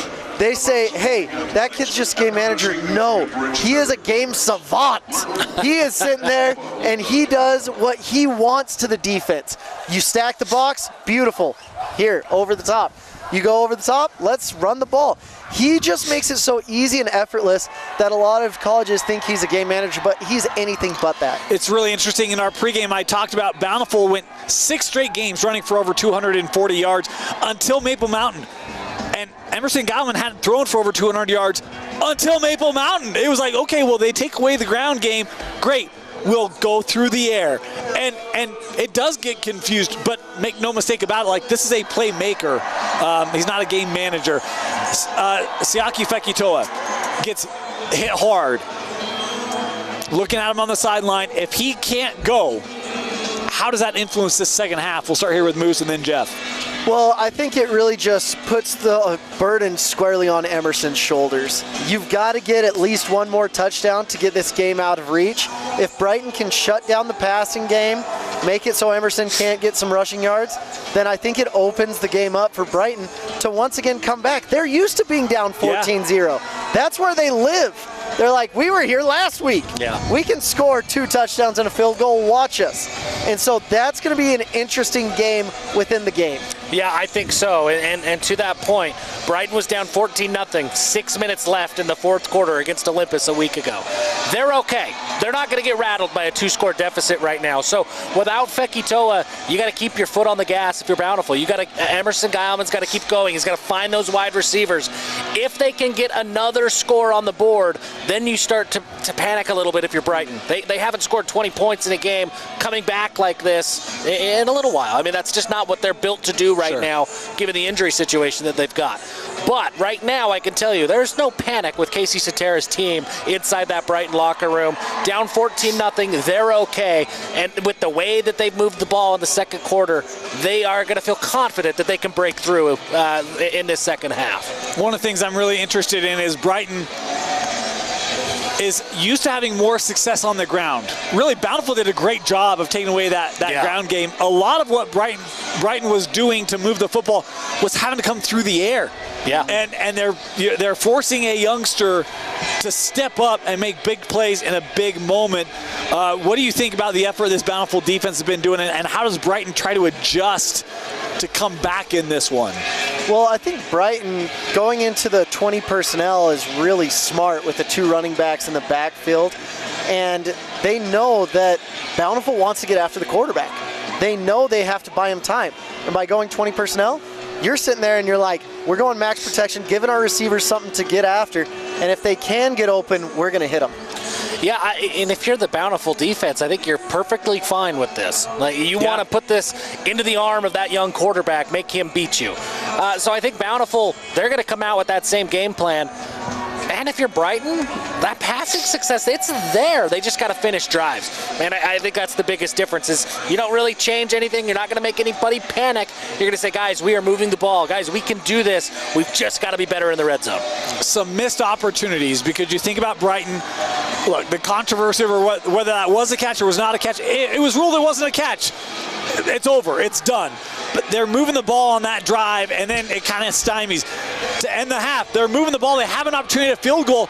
They just miss it wide. So I guess my question is, awesome. My question is, you have a chance to go back-to-back and to get scoring possessions when you're down 2 possessions. What is the feeling in that locker room? You're like, man, we just drove it, and we left points on the field. We couldn't convert. I'm interested to see how they come out in the second half based off of having a missed field goal attempt. I don't think it's going to be, oh, we drove it. It's, hey, we drove it. Look at what we can do. We can go down the field on these guys. We didn't quite capitalize. That's okay. Let's get after it once again. Let's drive and let's get into the end zone. We got there. There was a holding call. Eliminate the mental mistakes, and then don't put the ball in the hands of the refs. I think if the roles were reversed, let's say it's Emerson Guilman and Bountiful that leave points on the board the way Bountiful did, or Brighton did, that's probably deflating. But with a young quarterback, with the injury situation, I think that Brighton is going to be able to find the positives that are there and say, hey, that's a confidence builder. We can do this. I don't think it's as deflating for them as it would be if you expect to score every time you have the ball and then you don't. Great point. And it probably does go back to what Coach Hall said before the game. With a youngster, you tell him, we'll take whatever we can get from you. Yeah. And right now, they're getting a good effort from the quarterback position. And he is making enough plays for this offense to move it against this Bountiful defense. We'll see if that can continue in the second half. There was something I was going to ask, but it froze right out of your brain. It sure did, as the wind is picking up here at Rice-Eccles. Give me your thoughts, something to look for this first drive for Brighton coming out of the half, Moose. For Brighton, I want to see if they have another option from Siake, honestly. Like 4 touchdowns last week. What can we do when he's not in? For Bountiful. For Bountiful. For Brighton, we're sitting here.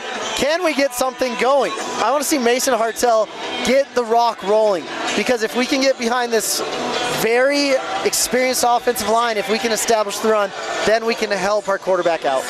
This isn't a message that's going to happen in the locker room right now because coaches aren't going to talk about it. But I'm looking around at these clouds.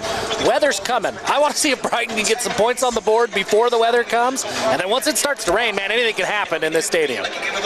It's been a long time since Brighton's been able to advance to a state championship game. Bountiful looking to do it back-to-back years. And we talked about the leadership of that Bountiful team last year with Satuala. He was willing his team to make the playoffs and round through the playoffs to get that championship. Is a guy like Emerson Guile, that voice in that Bountiful locker room this year as they look to get back. It certainly looked that way in the first half. Just minutes away from the start of our second half as we'll take a quick break. Step aside. JJ and Sly will be back with you here just in a couple of minutes as we get ready to start our second half here in the 5A semifinal.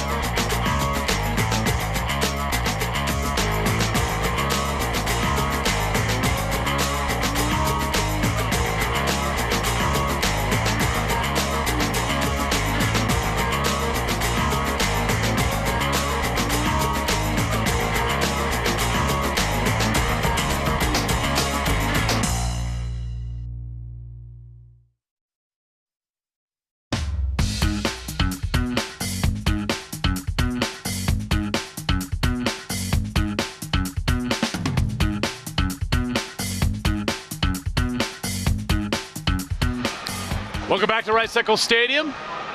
Second half action between the Brighton Bengals and the Bountiful Redhawks. Bountiful leading this game 14-0. Jeremiah Jensen, Stevenson, Sylvester, Mariluz Cooks down on the field. Sly, really good first half, very competitive first half. The problem is Brighton just cannot get a break on offense and couldn't punch it in, but they're within striking distance. Yeah, this game is far from over. There's going to be multiple possessions in this game. The way Brighton is playing defense, they can get the stops that they need to get their offense rolling. Farron is doing a great job, I think, of taking shots downfield. They're just off just a little bit, so hopefully some halftime adjustments can make all the difference. You know, Bountiful's defense is doing a great job of locking up Hartel and Bo LaFleur, not allowing the running game to do absolutely anything. And so this is a defensive battle. As much as you see the 14-point lead, Geilman is doing a great job with his legs, leading this football team to a 14-0 lead right now. Emerson Geilman, the difference, what damage he's been able to do on the ground has been tremendous and had a huge impact on this game. For the most part, Brighton's been able to keep Fekitoa in check. It's just they have no answer for the QB run game with Geilman. It's such a hard factor. You can see why the Carolina Panthers did so well when Cam Newton was able to do that. He can throw and he can run like that. It's a very hard factor. Normally, you could take the quarterback out of the equation, and once you do that, you're playing 10 on 11. 10 offensive guys on 11. But when you include that 11 on 11, that means there's one-on-one matchups. You don't have an extra defender. That is going to be extremely hard to defend. And so as a defense, it's always hard to defend the QB game. That's why Wildcat is so popular. That's why you bring in talented guys. We saw it last game earlier today with Robert Young. They went a whole series coming out of halftime running that Wildcat position. It's a very hard thing to defend, and if you do it well, you can definitely take advantage of your opponent. Here we go. Brighton lines up for the kickoff. Landon Zayas, the senior, will get us started here in the second half. 24 minutes away from one of these two teams punching a ticket to the 5A state championship game next Thursday to take on the Roy Royals, who defeated the defending 5A champion Timpview Thunderbirds earlier today. Brighton will take this first possession of the second half at their own 20-yard line to start.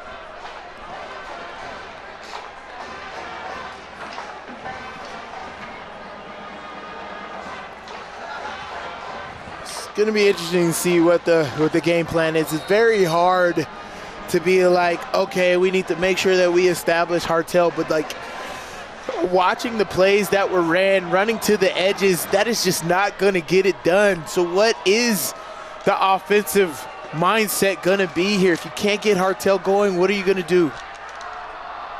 They're going to keep running the football, that's for sure. Bo LaFleur gets this carry. It's about 2 yards there. Again, it's very hard to run on the edges. You're running to the edges, you're still running side to side, you're not getting much. There, they picked up just 1 yard on all that, and he ran a lot, right? Ran all the way to the sideline, but only picked up 1 yard. So you got to find ways to cut it up into the middle, to go north and south instead of east and west on the football field. 2nd and 9. The sophomore Farron at quarterback. He's going to throw. Pressure comes. He escapes for a moment. Almost intercepted. Oh, this kid's got an arm, man. Britton Tidwell was so close to having the pick. Tidwell, one of those guys that was on that that state championship run team that fell a little short to Timpview last year. That was his opportunity to make a mark on this game. Farron's got an arm, right? I mean, he escaped the Parker right there. Got to get some touch, though. Feel like they're going to have to open it up for him. Yeah. In order to win this game. Bountiful's got the run game on lock. Farron over the middle, threw it behind the receiver, incomplete. It's tough because you had other quarterbacks working with the varsity starters all off season long. Right. You're asking a kid who's playing JV football 4 weeks ago to come in here and have that same kind of timing with your seniors. It's a tough ask. Yeah, and even then, so he's done a good job so far to get him all the way to the state semis. Yeah. Yeah, so he's one step away. He's got to calm down, understand what he's throwing, set his feet like he knows he had, just like in practice. Set your feet and throw the ball. Brighton must punt once again. Nice punt. Nice punt. Nice punt. It's going to take a Brighton bounce. It's fielded. Nice punt. And they're all over it. Great Brock coverage. McSwain tried to return it. No luck. Great punt. Great coverage right there. Way to flip the field. Got a great bounce. All you could ask for if you're Coach Chatera. Now, he's back on this defense. As we said, we've seen them win games with just the guys on the defensive side of the ball. Putting pressure on that team. They just got to figure out how to utilize or take away the QB running game. They did it against West. They can definitely do it today against Geilman. Geilman is going to run. Shocker.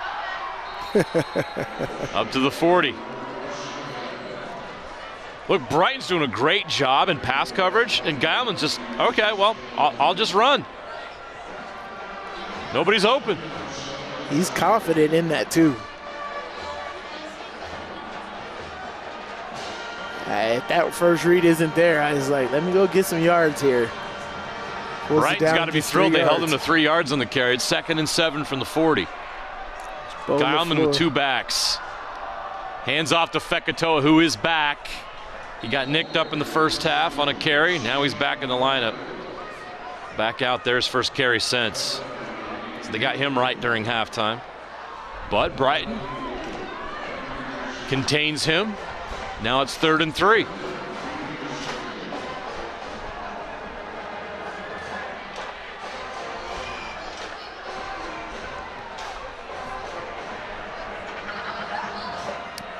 Bountiful in no rush. Just confidently going into the huddle. Look at that. They held him short, just short. Are they going to mark him short, though? Might get a favorable. Oh, they marked him short. 4th down. What do you do? Go for it. You're having success in the running game. No, you're up 14, and you just need inches. I think it's an easy decision. Maybe they don't want to give him any energy, but that's exactly what they're going to do. They're going to get him try to jump off sides here first. With Geilman, that's not hard. Yeah.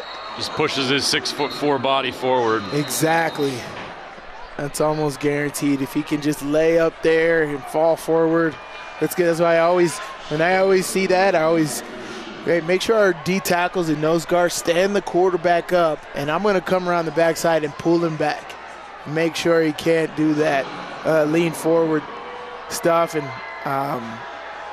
but you get a 6'4" body frame. That is so hard to stop in those short yardage situations from getting that extra couple yards.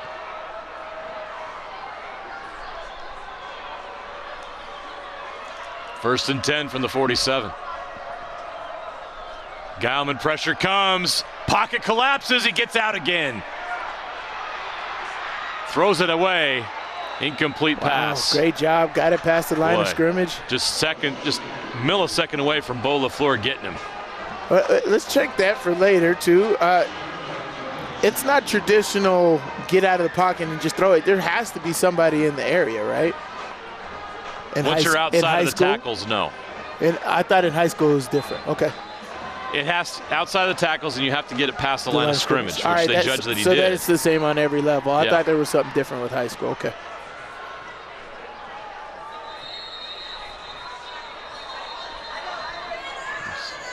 Something's wrong with the clock.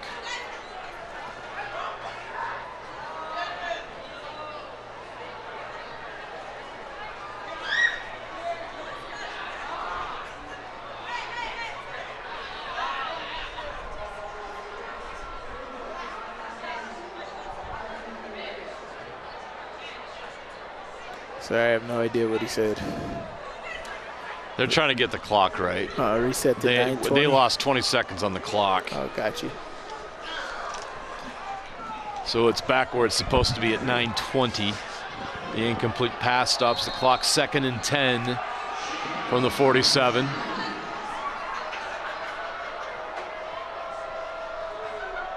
Coming with pressure. Brighton's going to bring pressure. Here it comes. Geilman gets rid of it. Catch is made right at the sticks. The ball's out. Ball's loose on the turf. Brighton's got it. They forced the fumble. Miles Jensen has it. No stopping forward progress there on that, right? Nope. That was a clean fumble. Bo LaFleur with the pressure on the quarterback, but defense opportunistic, ripping the ball out as you're tackling. First guy wrap up, second guy rip it out. This is that Brighton defense. Yes. This is what they do. That's why they're so good, and now they've got some momentum here. Now their offense has got to find something. I believe that was cornerback Mike Jensen with the strip. Miles Jensen with the strip. Hartel to the left. They're just knocking out this running game. Nothing. Knocking out this running game. But, I mean, I'm telling you, Brighton's going to stick with the running game. That's what happened a couple of weeks ago. They were in a tough matchup with West, and they just stuck with it. Hartel ended up popping a big one, about 55 yards. Score, and that was the score they needed. They won the game 7-6. Farron hands off to Hartel. Fighting up to the 40, but that's going to be 3rd and long. It'll be 3rd and 7 from the 40-yard line. This offense is running out of time. Down 2 scores. They've got to find something here.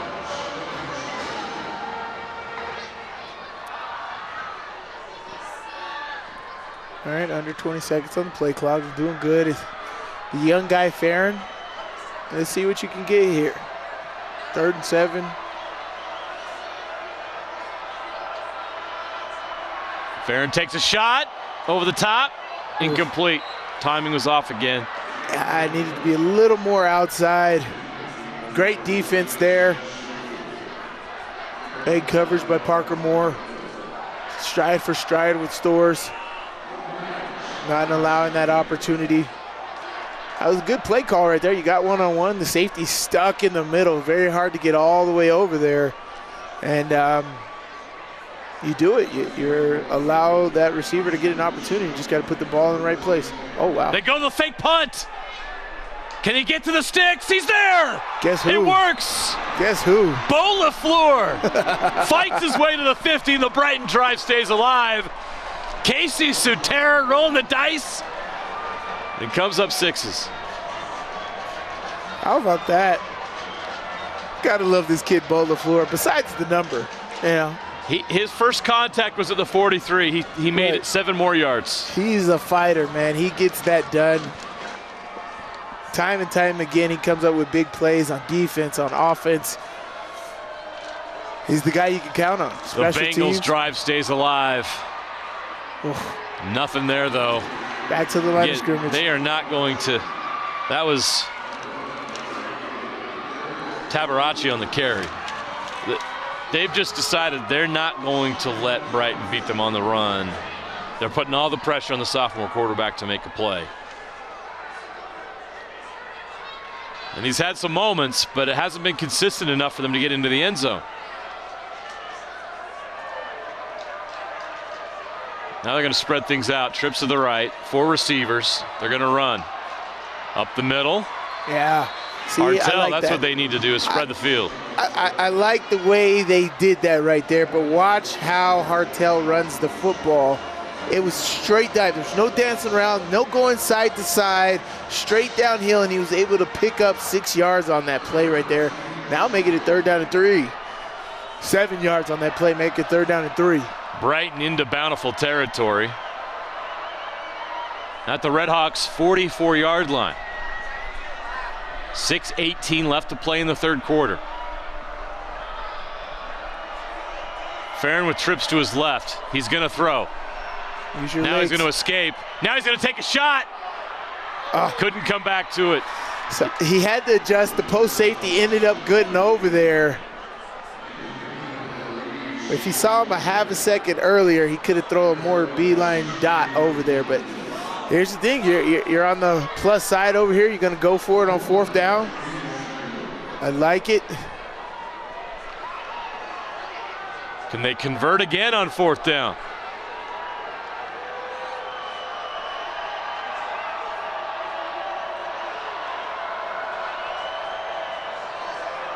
Hartel is in the backfield with Farron. Gotta go. You got 5 seconds here on the play clock.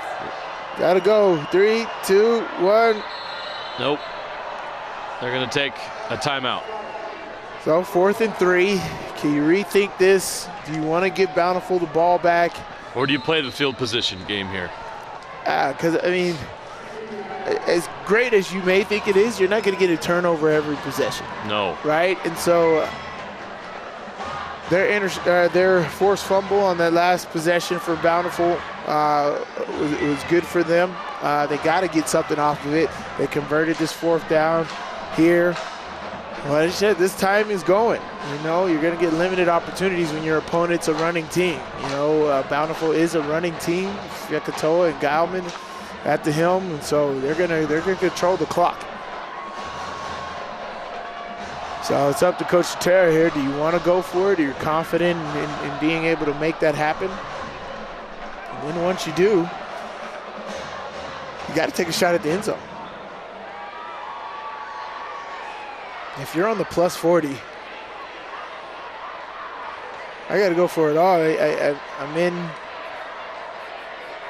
a formation where I can block it up, not getting much pressure, you know, in the passing game. Yeah, it's kind of like, what do you do here? So I really haven't seen Bountiful blitz. You know, they've done a great job in the running game, but they're just playing fast with that. But as much times as Brighton has had to pass in this game, I really haven't seen them blitz that much. So 4th down to 3.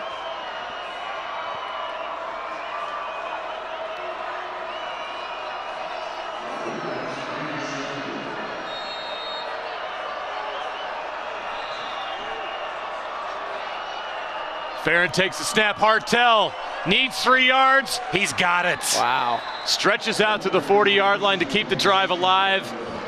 This Brighton team has grit. Yes.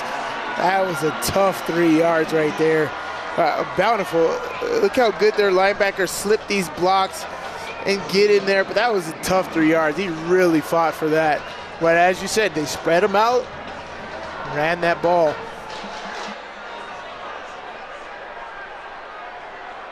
.540 left and counting in the 3rd quarter. 2 4th down conversions. Farron's not going to throw. Over the top, soars. Can't get it. They just cannot connect. Got a hand on it, but great defense. Yeah, everybody did a double move on that. Everybody did a stop and go. It was kind of like pick your choice of which one you want to go to.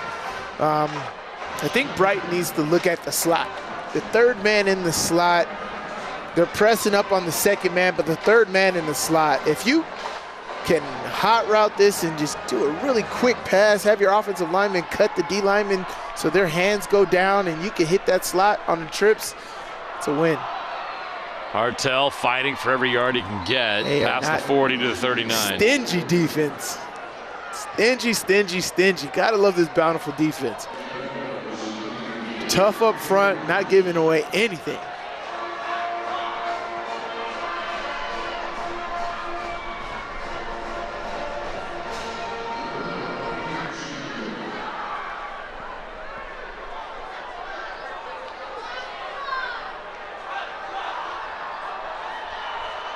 Third and 8 from the 39.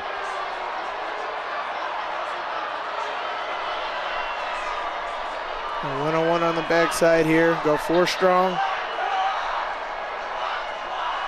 Farron throws. Can't get it.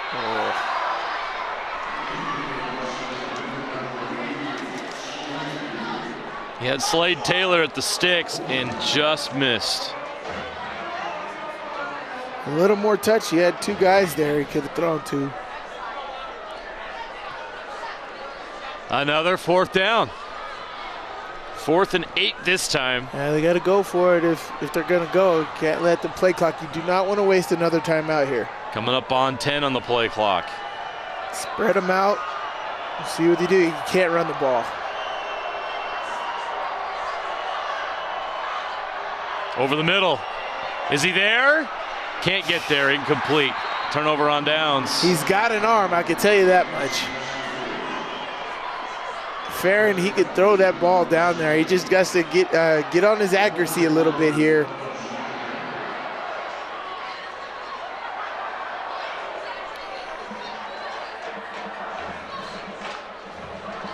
Yeah, that's tough. You're getting one-on-one on the outside. You're getting the look that you want. You just got to work on that accuracy just a little bit. Either hang it up a little more, put it more in the middle of the field, a little bit more towards the middle of the goal post and have him run there so you can give it a little more hang time. Or something. Then now you got it Bountiful. They get the ball back here. All they're going to do is just run this thing down. From their own 39, 1st and 10, 4:32 left, 3rd quarter. Brighton showing blitz. Fekitoa. Not much. Yeah, just 1 yard there. How much longer can this Brighton defense keep this team in the game? This is a carbon copy of last week for them. They gave up a couple early Olympus touchdowns, trailed 14-0 entering the 4th, and then stuff started to click. We'll see if they can have a similar result here, but right now Bountiful seems in total control. The Redhawks 1 score away maybe from putting this out of reach. 2nd and 9, Geilman. Gonna roll right. Oh, they brought the blitzer. And we got a flag in the backfield. They got to Geilman. I think there's a holding call. Yeah, it's very hard. They don't get to Geilman often. Someone came in like a rocket. I didn't catch the number. I got to see it again. It's not going to matter because it's going to be a hold. You could decline the hold and make it 3rd down to 15. Yes, 14. you're right. No, you're absolutely right. Holding number 64, offense. Penalties declined. Result of the play, 3rd down. The sack holds. Very nice. Very nice here. Bo LaFleur, I should have known. Yeah, I was guessing. I didn't see it, but I couldn't make out the number on the other side of the field. If As it looked like him, I didn't want to say it. But it was Bo LaFleur with the sack, like a rocket. That guy is awesome. He's all over the place. It's a loss of 4. Here he comes on the blitz here to the strong B gap. They back off now. Geilman. Oh. They circle around. He's going to go down. The pocket collapses. They got to him. That D-line, that four-man defensive front, has done so many tremendous things this season. They step up once again. Caleb Miller makes him step up, and the other guys just make it happen. Jackson Nettleton, Tyree Pearson share the sack. Man, Casey Satura has done a great job, and this defensive line coach, they've done a great job with designing the stunts. I love the 4-man stunts. You run a guy upfield, make the quarterback step up. That ball's on the turf. They get it away. Bountiful's going to down it at the 30. Tremendous job. Boy, this Brighton defense just keeps getting the job done. And they don't care. Yeah. And they've done it all season. They're not wavering, like, at all. They know what they got to do. They know what's at their disposal here. Great job by this defense. Defensive front stepping up. Bo LaFleur making plays all over the place. Being relentless. They got to get some points on the board, though. Let's see if they can do that next. 2:48 left to play in the 3rd quarter. We'll take a break. Bountiful leads Brighton 14-0 in the 5A state semifinals. At UCCU, we'll provide you with a low-rate line of credit that makes it easy to access the equity in your home. So you can finally finish your basement and raise the value of your home. Or pay off your credit cards and get out of debt faster. Nice. Or simply enjoy the peace of mind that comes from knowing you have a low-rate line of credit ready for a rainy day. To learn more, visit uccu.com or stop by any branch. Commercial to Recreational Truck Accessories, Mountain Land Truck Outfitters has got what you need. Flatbeds, spray and bed liners, lifts and leveling kits, wheels and tires. Mountain Land Truck Outfitters proudly uses a brand you know and trust. And with our experienced, knowledgeable, and friendly staff, your visit here will be informative and enjoyable. Stop into our convenient location in Provo at 265 South 100 West or call 801-225-4637 to get a quote for your fleet or individual truck. Mountain Land Truck Outfitters. You've been told that running is punishment. Let's help you make it your superpower. At Salt Lake Running Company, we're here to help you become a better athlete. From the gym to the track, SLRC offers all student athletes a 10% discount, free rewards, free custom shoe fits, and inserts that fit into athletic shoes and cleats. For 30... We're back. Brighton with the run. Nothing there. There's just nothing between the tackles against this Brighton or this Bountiful defense. Brighton's going to have to figure it out other ways. And you've seen the openings in the pass game. They're just not able to connect. The chemistry's not there with the receivers. They're just out of sync offensively, and they're going to have to figure something out here. Might have to turn to a gadget play or something just to get the points. Hartel stopped.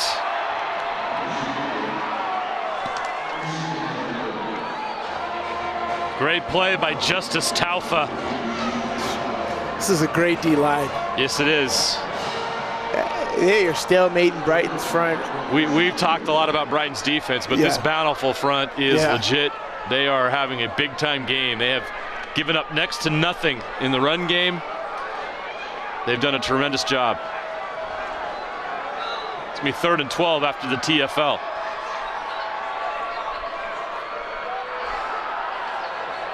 Taking another shot. Again, just 2 or 3 yards off. It's just not there. The timing is off. I mean, if I'm Bountiful defense, I'm playing the deep ball every time. Yeah. Like, I'm not even playing any of the short routes. That was an out and up right there. Farron's got to understand he's not running a straight fade route, so you got to throw it a little shorter for him to get under it. But he's overthrowing Sam Storrs a lot in this football game. And you're just not giving yourself opportunities. These series are way too quick if you're going to try to come back in this game. They'll punt on this 4th down. Catch is made of the 40s. No fair catch signal. He's still going. He's got a chance. He's going to take it all the way to the house. Brock McSwain. A special teams touchdown, and the Redhawks can feel it. They might have sealed it here with that. That's very hard to deal with, and your defense can't do nothing about that. But they might have sealed it with that. That was a great punt return. You had him in the grass. You have him in the grass, you got to make the tackle. That's simple. They let McSwain get a little bit of blade of grass, had some acceleration, took it all the way home. Great job by him.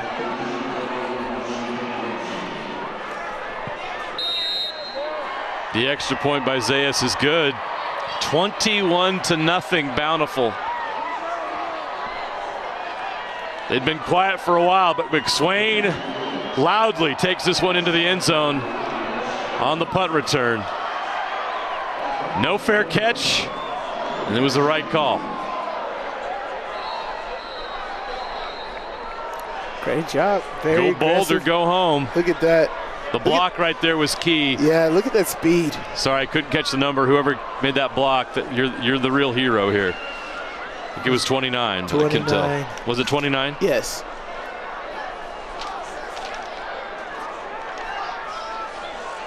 Ice hockey Willis. Willis with the block. They gave him the lane down the sideline. Brock McSwain has some speed. His acceleration on that was beautiful. Exactly what you need to get past that initial line. And it's open spaces from there. That can be returned. Here comes Bountiful or Brighton. Tackle's made. Gets out to the 35-yard line. Great return.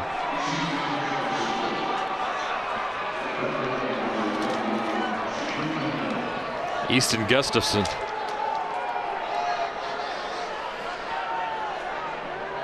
So Brighton's got to just keep clawing and fighting. Start this drive at the 34-yard line. 1:07 left here in the third quarter. 3-score lead for the Redhawks.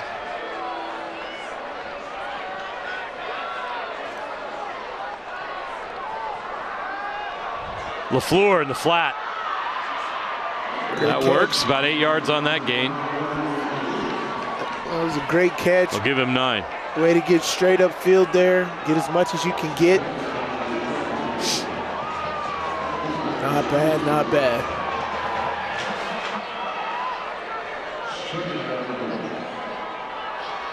Fleur again. First down. Exact same play. This is where your screen and go comes in. They're going to try to get their playmakers out in the flat. Yeah, but these receivers, you got to run. You got to get off of these defenders. You can't let them grab you and slow you down. You got to run. Farron is throwing that ball out there. You got to go. Track speed right here, right off the line. If they're not pressing you, you got to go. Hartel in motion. Farron's can't get it to him. Now Farron's got to run. He gets to midfield. He couldn't grip the ball to throw it to Hartel, and there was a defender in the way. Did the best he could. Picked up a couple yards. Good for 2 yards. Good decision here by Farron. So Brighton's stopping the clock with 16 seconds left in the third. Be 2nd and 8 from midfield.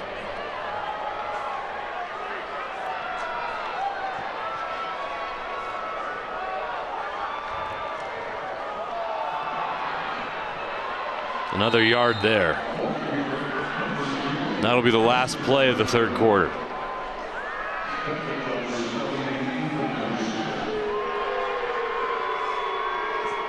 Clock strikes 0. Both teams will take a quick break. Bountiful leads Brighton 21-0. 12 minutes left before we punch a ticket to Thursday's state championship game in 5A. Get set and go. Let's go down to Mary Louise Cook on the sideline.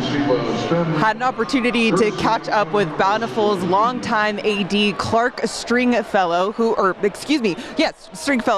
actually coached Coach Freckleton in baseball and football. So he was also the baseball coach there for 27 years. Coach Freckleton was a catcher in addition to playing quarterback at Bountiful himself. Now, when I asked him about what has impressed him most about Coach Freckleton in this head coach role at Bountiful, he said the way that he's incorporated the past, the present, and the future into the football program. Every Friday morning, he makes sure that he has a team breakfast for the team and incorporates different members of the community as guest speakers. So every single Friday, that's something that is happening for the team and a great part of their success there. So it's definitely a full circle thing for the athletic director who formerly coached him to get to see him now in this role and find success there. Back to you guys. Thanks, Mary Louise. That's awesome. Full circle moments, right? You're making sure these kids understand the history. And that's always great, and it's always something to fight for, right? Yeah, it's like the people of the past, this was possible. It's so hard when, you know, a lot of people talk about this, people coming in the organization and they don't know anything about the organization. So if you're teaching this, that's huge. That's buy-in. You're getting these people to really care about the passion behind your organization. So I love that. That's a awesome thing that they're doing there at Bountiful. Of course, Coach Freckleton played for the legend Larry Wall, who the stadium at Bountiful is named after. Coach Wall, if you're watching, we salute you and acknowledge your greatness and all you accomplished and did for those young people at Bountiful High School. The difference you made continues and lives on in this program as Coach Freckleton continues the tradition here at Bountiful. Just one play away from winning a state championship last year. Came up short. They'd love to get another shot against their rival Roy next Thursday. They're 12 minutes away. Also got to give a shout out to our favorite Bountiful Brave. Now it's the Redhawks. Christian Cox, former University of Utah defensive end. What? That guy. Was a star at Bountiful.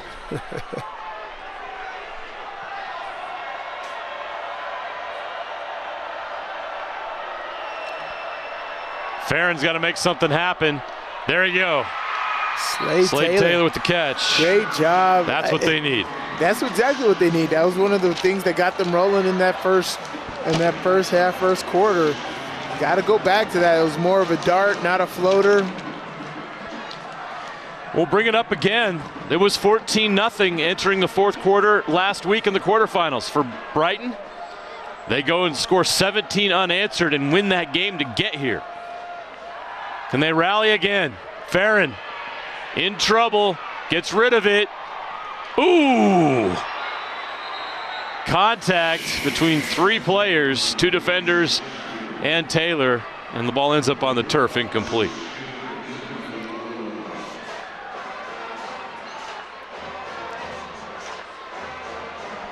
Third down, what do you do here? That's tight coverage. Snaps them in there. Great recognition by the defense to know where the quarterback was throwing. Initiate contact with the receiver to make sure he does not catch that football again. 2nd and 10 from the 32. Hartel has got a space on the outside. Gets to the 25. It's decision time now. Do I kick the field goal or go for a touchdown? You got 3rd and 5 from the 25-yard line. Actually, it's big 3rd and 3. So manageable situation here, but yeah, they're gonna have to. They might have to make that decision here next. Let's see what Farron can do. Takes the snap. He's gonna throw it. Ooh, McSwain almost had another touchdown. Can't pat and go it. You gotta just throw that thing. McSwain jumped the route, incomplete. So now, Sly, 4th and 3. What do? You got to go. I don't think you can kick. You're down 2 scores. You can think about it like last week. 3 scores, you got to get a touchdown. Farron in the pocket. Quick, out, caught. Taylor again. That's going to move the chains. Brighton stays alive. This team just keeps fighting and clawing and scratching. Great play call. This is a good stick route right here, a little 5-yard out. It does wonders. I mean, you get 5-yard outs, 5-yard ins, comeback routes. LaFleur in the flat. He's not afraid of contact. No. To the 13. 3 yards short of another first down.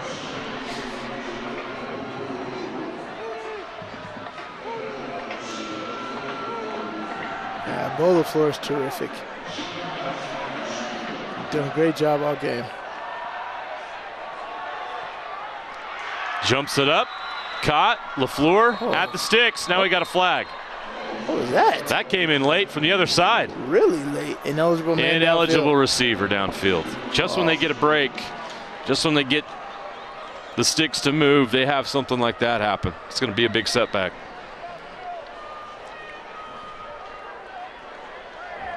Ineligible receiver downfield, number 53, offense. 5-yard penalty, remains 2nd down.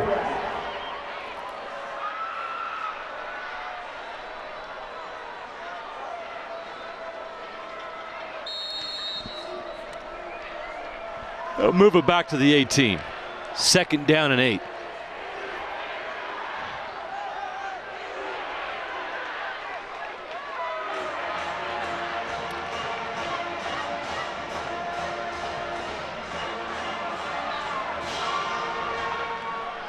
Hartel, nothing. They are just bottling up this run. I know Brighton's got to be frustrated. It's like, I've never been there this whole year. Hartel, 1,000-yard plus rusher, has been able to get his yardage in most of these games and been able to break 1 or 2 or something. This Bountiful defense is greedy. 3rd and 8. Farron out of bounds. Incomplete. 4th down from the 18. Clock's down to 10:08 left. They got to get to the sticks at the 10-yard line.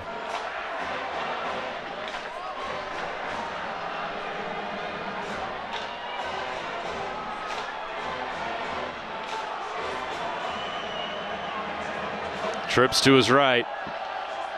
Hartel in motion to the left. They're going to run a screen. Slade is short. Down at the 15. Turnover on downs. Nice concept and idea. Yeah, it was a great play call. Bountiful just sniffed it out. He did. Running fast. Missed blockers. Missed blocks there. They're running Dawson past guys. Alsop had a nice sequence there. Great job by Bountiful. It coming in there and stopping that. That was a good play call as you designed it, as you said it, and just wasn't able to make it happen. Essentially, what needs to happen here is this defense. This defense needs to create another turnover, but score on defense. That's how they get back in this thing. Garland hasn't given him a chance. They're going to bring pressure again. Fekitoa, nowhere.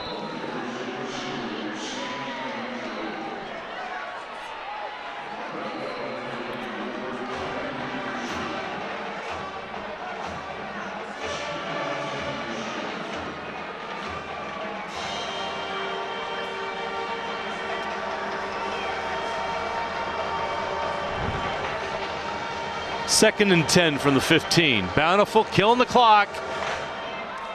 Almost 9 minutes away from a rematch with Roy for a 5A state championship next Thursday. Geilman takes the snap. Pressure comes. Gets rid of it. Fekitoa, but he's not going anywhere. Great job on defense right there. Bottling that up and staying close to your coverage right there. Great pressure on the quarterback. Made him get the ball up early. Creates a 3rd down and 8.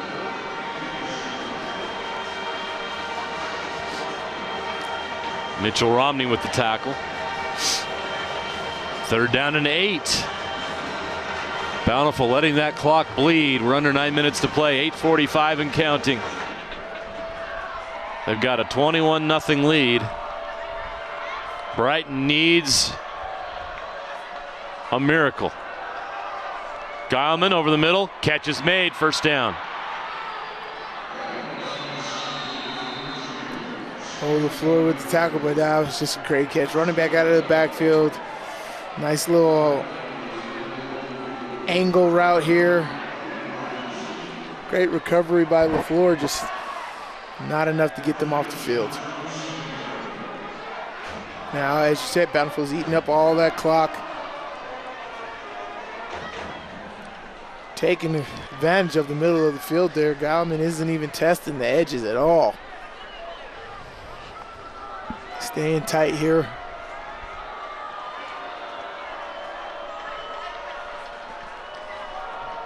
Geilman again. Turns it up. Geilman to the edge. 50, 40. Down to the 30-yard line. He's well over 100 yards in the day. He's the starting quarterback. Doesn't matter. We thought it was going to be Fekitoa that was going to run the rock and have a big day. It's been Geilman instead. You take what the defense gives you. Yeah, it's a great read by him, understanding that they have a lot of men in the box. And you have an opportunity on the outside. You take it, and as I say, he's gained confidence in himself to run this football, and he's done it effectively. Great job by Geilman. 7:45 on the clock. Brighton bringing pressure. Geilman in trouble. Gets away from it again. Geilman on the run. What a game by Emerson Geilman. You can tell how bad he wants this. Yes. He tasted it last year. He was one play away. He wants to get back to that championship game. He's worked so hard in the offseason to get there, and he's been locked in this game. Run after run. Brighton has taken the pass game away. There's just nothing open, and the Geilman's just been running. Using his legs. What can Brighton do? That's about, what, 160 on the ground? At least. For Geilman? He did step out of bounds again. 7:38 left. Clock stops. Geilman's going to throw this time. Screen. Ooh, Fekitoa bounces off the defender. Gets inside the 20 down to the 15-yard line. Missed tackles. His team doesn't go down easy.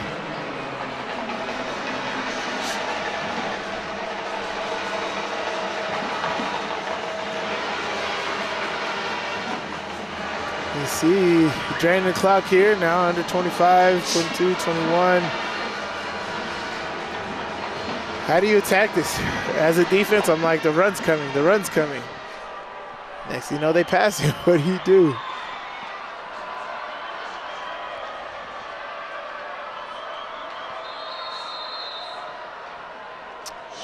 Bountiful's going to take a timeout. On 2nd and 3 with 6:52 left. We'll take a timeout as well. We'll have the finish for you coming up right after this.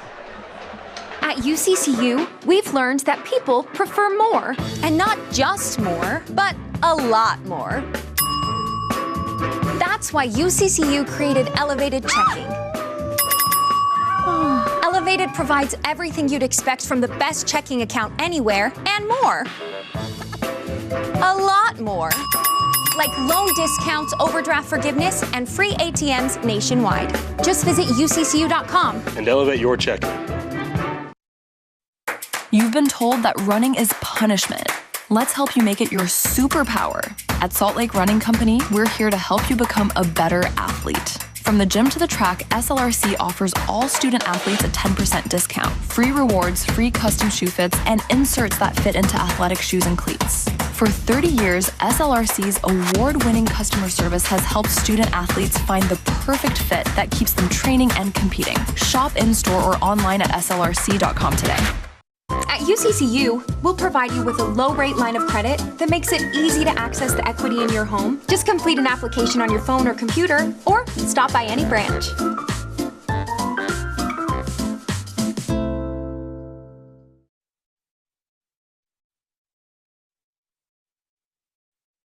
At UCCU, we'll provide you with a low-rate line of credit that makes it easy to access the equity in your home. Just complete an application on your phone or computer, or stop by any branch.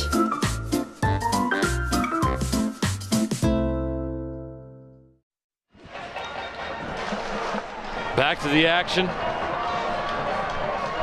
at Rice-Eccles Stadium. The Bountiful Redhawks trying to put the finishing touches on this 5A semifinal. Knocking on the door in the red zone. 2nd and 3 from the 15.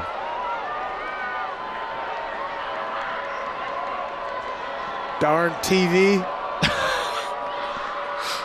Get off the field. The streamer's got work to do. We can't judge too harshly, Sly, since we'll be doing TV on Sunday. I know.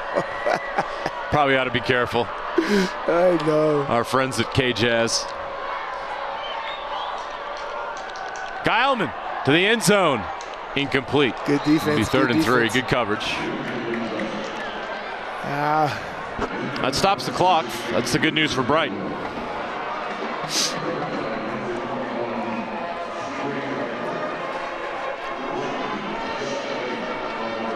Attempt for Tidwell there on there. He's going to fight for a position, and a quarterback's got to decide, and that's rhythm, that's chemistry. These guys have been playing together for a while, so they should have that figured out, but got to know whether they want to go back shoulder or not.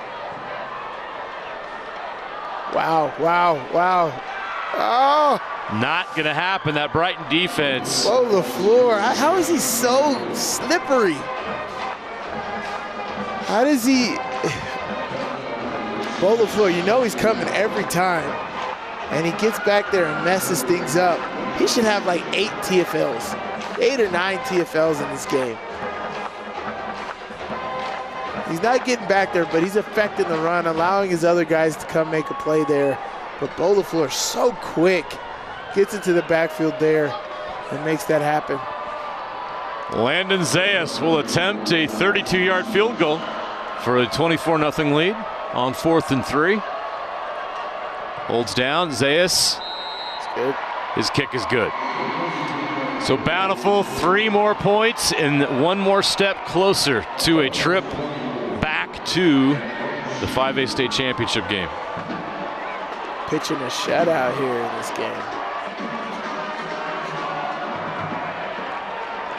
This is a team on a mission, Sly. Oh yeah, for you sure. can tell, you see it, the way they paddle in the trenches, how efficient they are.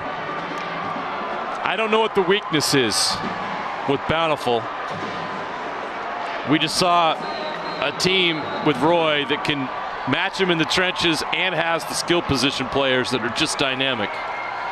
Who was Bountiful's lost to this year? I'll look it up. So, I mean, you got the state finals and Roy, both of these guys in the same region. That's going to be an interesting matchup. Rivals, as you said, new matchup, new day. But this Bountiful team seems to have it all together. You can tell why Roy Bountiful was upset by another rival, Viewmont. Viewmont. Brighton returns it out to the 31-yard line. They lost a heartbreaker to Viewmont. That was early in the season. That was like week 3 or 4, right? That was week 4. You're right.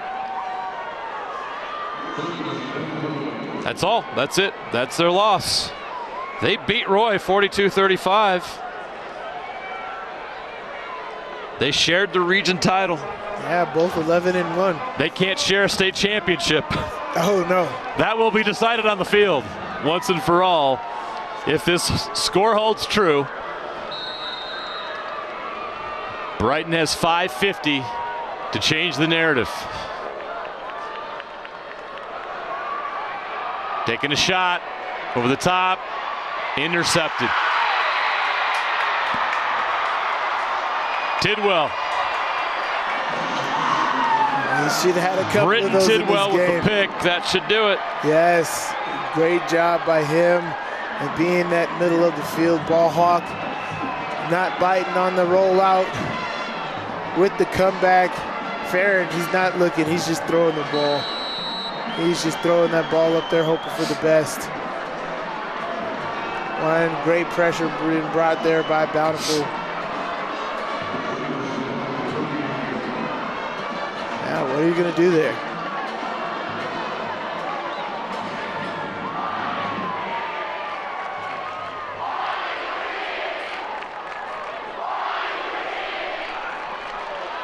Fekito up the middle. I'll keep the clock running. 5:36 and counting.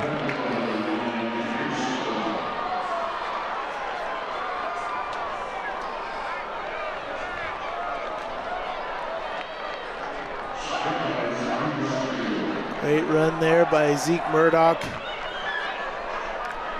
As I said, they're just going to drain this clock out. It's been a very, very good game by Bountiful. Very skilled, running the ball, in control since the jump. They scored on that first possession and have not let off the gas.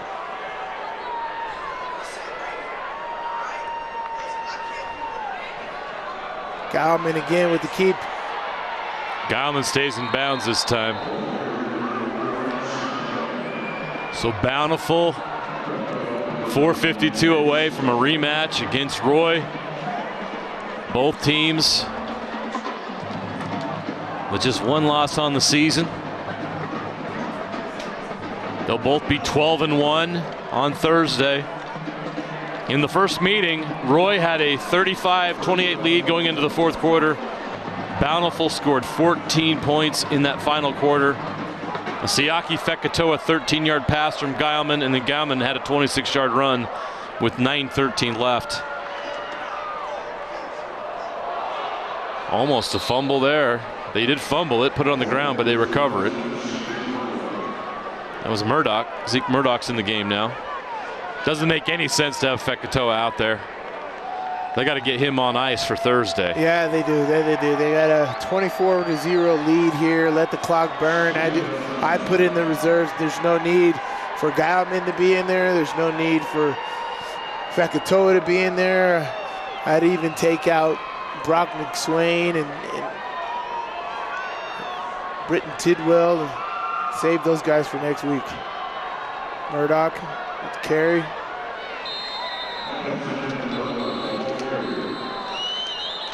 Winston Robinson is in at quarterback. Number 1. It's a great moment for these players further down on the depth chart to get some experience here on the turf of Rice-Eccles Stadium. It's a dream for everybody. The benefit of having a game like this, if you're Bountiful, is you get to have more players on your team get to experience the action. Right. An experience they'll take with them for the rest of their life. No doubt. 3:46 left to play. We'll take one last break. We'll be right back with the conclusion after this.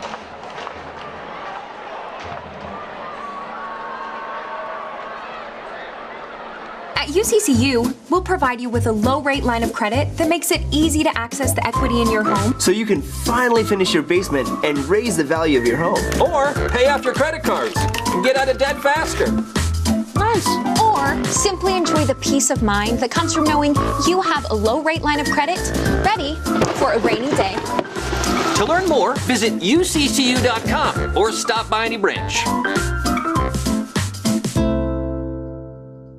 From commercial to recreational truck accessories, Mountain Land Truck Outfitters has got what you need. Flatbeds, spray and bed liners, lifts and leveling kits, wheels and tires. Mountain Land Truck Outfitters proudly uses a brand you know and trust. And with our experienced, knowledgeable, and friendly staff, your visit here will be informative and enjoyable. Stop into our convenient location in Provo at 265 South 100 West or call 801-225-4637 to get a quote for your fleet or individual truck. Mountain Land Truck Outfitters. Life is hard. Exercise is medicine. The more you move, the more you smile. At Salt Lake Running Company, we know you've got this. Locally owned, locally operated since 1995, SLRC offers free custom shoe fittings, rewards, training groups, races, free events, seminars, and clinics. Visit us in store or online at slrc.com. Back to the action. 3:46 left. 3rd and 11 for Bountiful.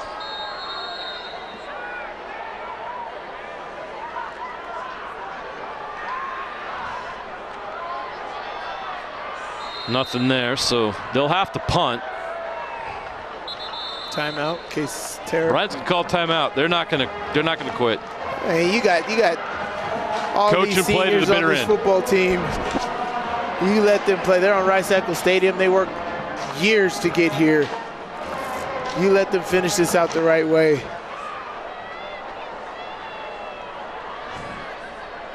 Give them the ball. Give Hartel, he's had an amazing season. Let him run this thing out here.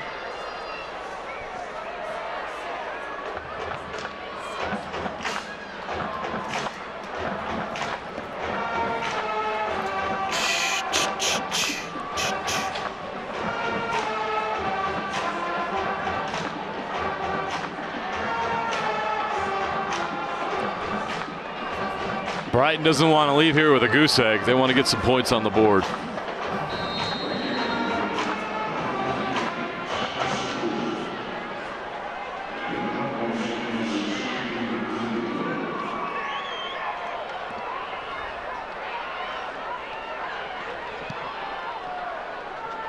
Fair catch.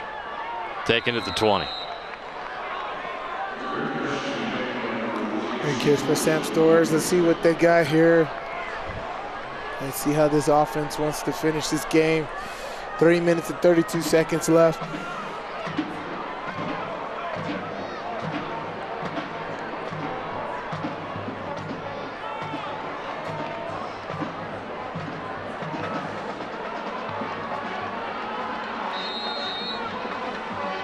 Very hard. 10-point fourth quarter, or second half, 2-point second half here.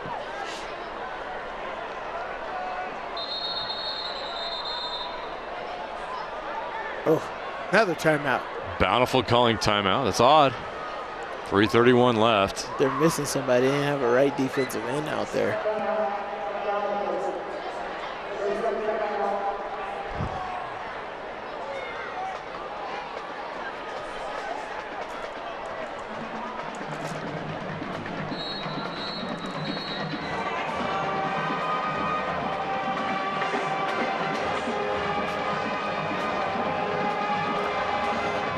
Great football game. I guess, is it time for us to start talking about that matchup next week? We're there. Yeah, I think we're there. All right. I discussed it a little bit, going back on their last game and how that went down. I think we're going to get a fantastic 5A state championship matchup. Two teams that know each other really well. Farron almost connects with Stores for the home run ball. Nothing to lose at this point. No, nothing at all.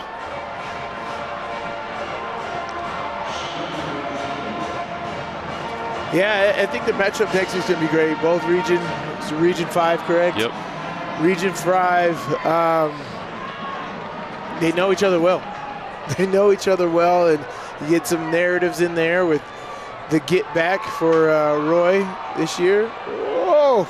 Missed again. Oh, how many of those have we seen tonight? Sly, I don't have it in front of me. I'll do the research and I'll have this fact for next week, but I don't remember the last time we had a 4A, 5A, it's changed a lot. I'll say 5A state championship matchup that didn't feature either Timpview or Orem. I can't recall. Timpview's been in so many of them, and Orem as well, that it's probably been a minute since either of those two programs have not been in that game. Right. Yeah, well, that shows their dominance, right? Yeah, it says a lot about Timpview and Orem. And that matchup this year, Timpview was just dominant, as they have been, you know, and both of those programs have players in the NFL right now. For sure. Britton Covey at Timpview, Puka Nakua at Orem.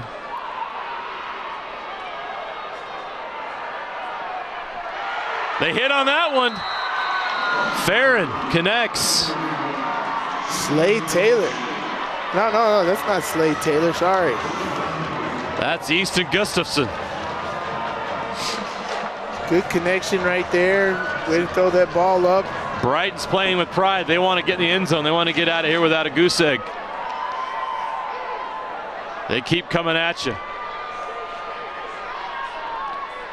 Farron takes a shot in the end zone. Double coverage. Incomplete. Ball on the ground. Oh, I thought Stores would have came away with that. It looks like Bountiful mistimed the jump on that and he had it in his hands, but dropped that one. So it'll be 2nd and 10 from the 36. So it's just gonna be different without having Timpview in that game, but it's gonna be an awesome opportunity to have two evenly matched teams face off that know each other well. A rematch from region play. Who caught that? Did he get it? Yeah. He did. Completed at the 5-yard line. Stores.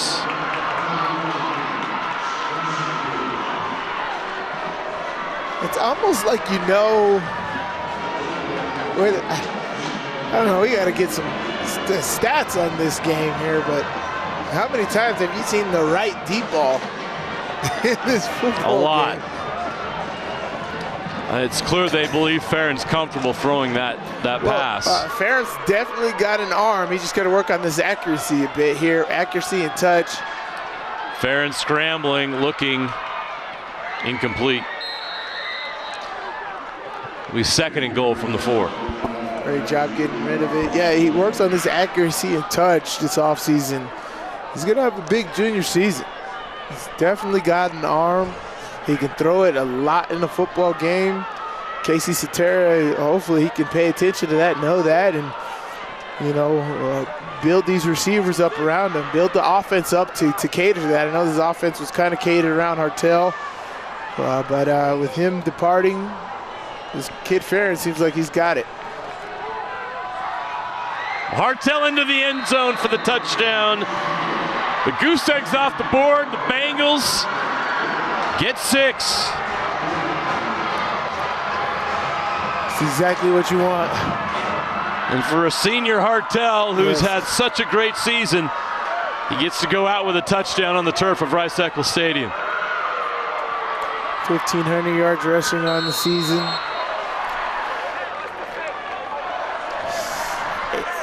18 touchdowns. They've had some great running backs at Brighton. Of course, Reno Mahe, who played in the NFL. Mike Haig, who went on to play at BYU. They're going to go for 2. Farron rolling right. Throws. He got it. Got the 2. Hey, it's 24-8. It's a 2-score game. You love the fight from Brighton. You gotta love the fight. All right, you gotta. It's not over. Not over for them. You get an onside kick here. You score quick again. You do another onside kick. It's on.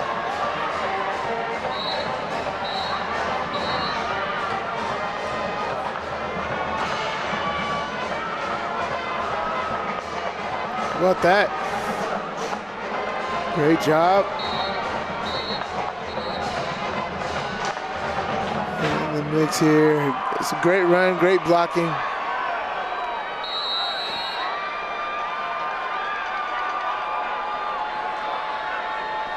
See how Bountiful gets ready for this. Definitely an onside kick. Gonna have any chance in this game. Gotta onside it. Got no timeouts left.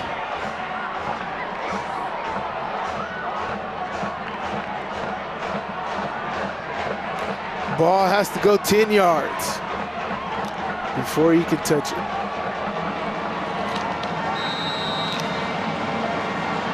Thomas Sorensen is the kicker.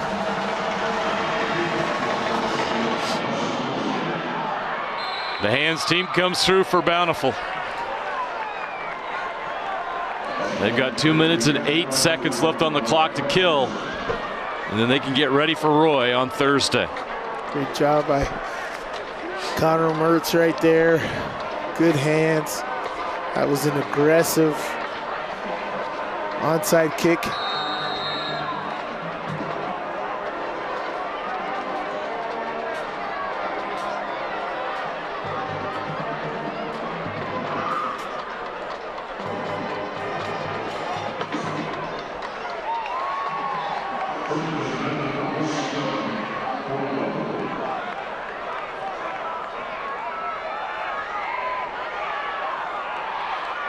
Fighting for yards.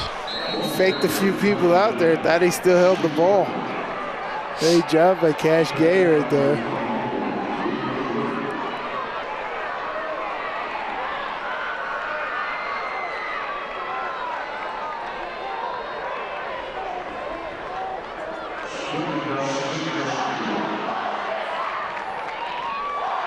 So the 5A state championship game is the early game next Thursday, 11 a.m. kickoff. The 6A state championship game, 2:30. That will be Corner Canyon and Lone Peak. And then the finale, the 6 o'clock game, will be the 4A state championship. Spanish Fork will take on the winner of tonight's game between Skyview and defending champion Crimson Cliffs.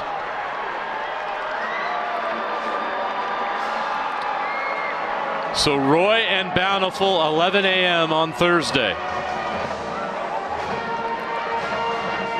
That's going to be exciting. Short week to prepare for both teams. They'll kick things off for us on Thursday right here on KSLSports.com. This will be the last play of the game right here. This will be it.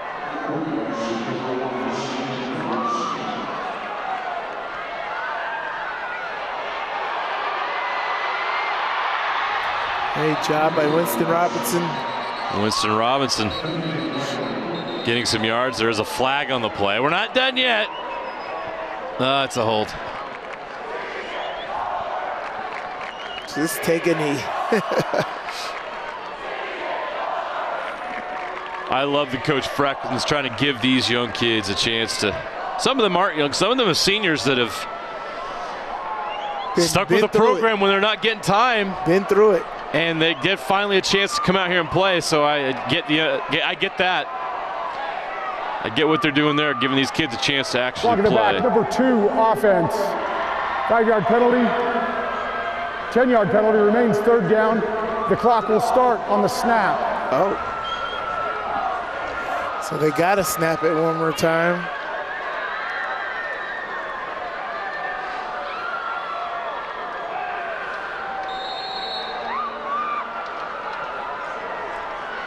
Just go ahead. Go take your knee. And that's what they'll do. Victory formation for the Bountiful Redhawks.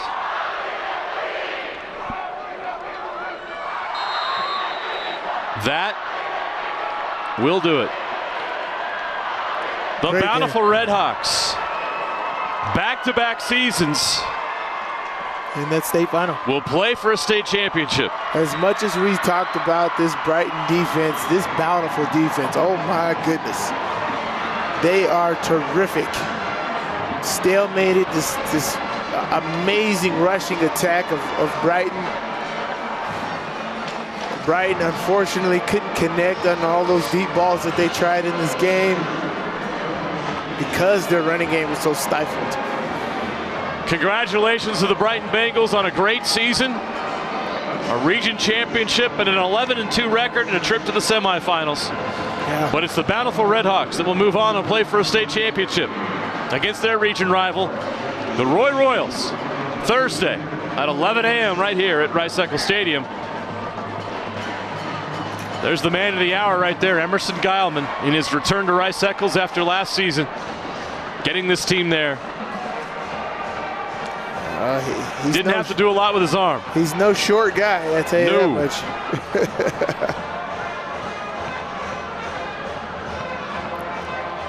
Look at this. Yeah, these guys getting suited up. It's an amazing experience being out here on Rice-Eccles Stadium. All that work that you put in all season was to be up here at this moment and take advantage of it. Bountiful did exactly what they needed to do today.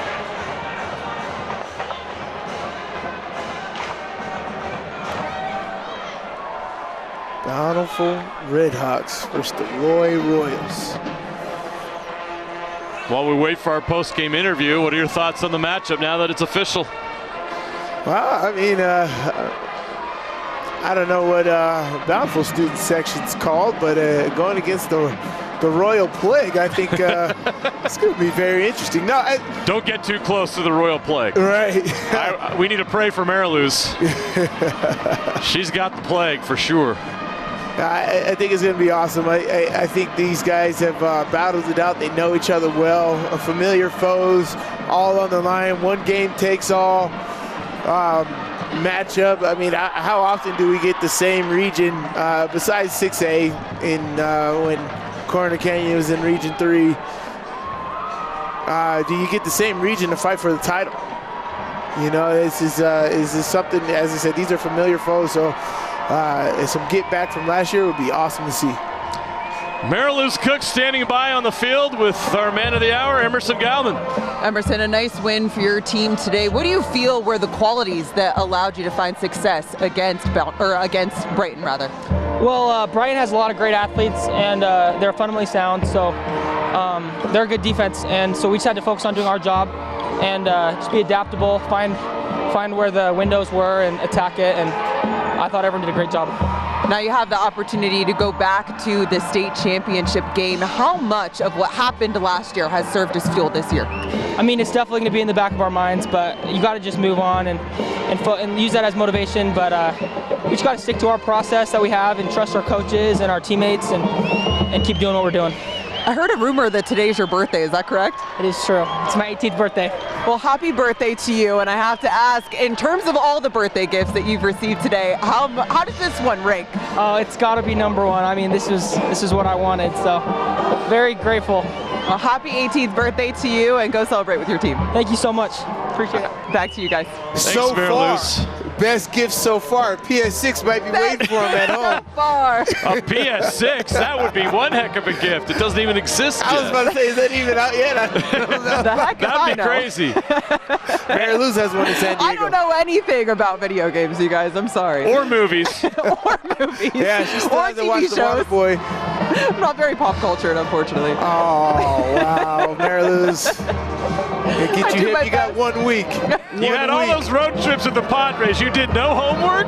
I've got some baseball movies to watch too, you guys. I've got a list. Oh, I bet you got a lot of crap for that, too. I did. Don't tell me you haven't seen Field of Dreams yet. I have seen Field of Dreams. That one Okay. is one I've seen. What about Sandlot? Okay, that's a classic. That was one of my Don't favorite tell movies. me as a about You kid. know that was filmed here, right? I do. I actually Good. interviewed some cast members last year when they were celebrating their 30th anniversary. Awesome. Uh-huh. All right. Yeah, all right. you know. Got to you're go up down on to your Midvale baseball. and get pizza at the Bambino. Sure. I dropped the glove, you guys. I'm a mess. We're all a mess. Mary Lou's, you're the best. Thanks. You're the best. Done a great job down there. We got one more to go. One more. Let's do it. One more to go. We'll get to that here shortly. 38 minutes until kickoff for the 4A state semifinal between Skyview, the Bobcats, making the trip to Rice-Eccles. Crimson Cliffs making even a longer trip from Washington all the way up north. The Crimson Cliffs Mustangs, the defending 4A state champs, will try to get back to that championship game with a win tonight. We'll have that game coming up in 37 minutes. Until then, let's toss it down to the KSL Sports Rewind guys to get their reaction to Bountiful's win over Brighton.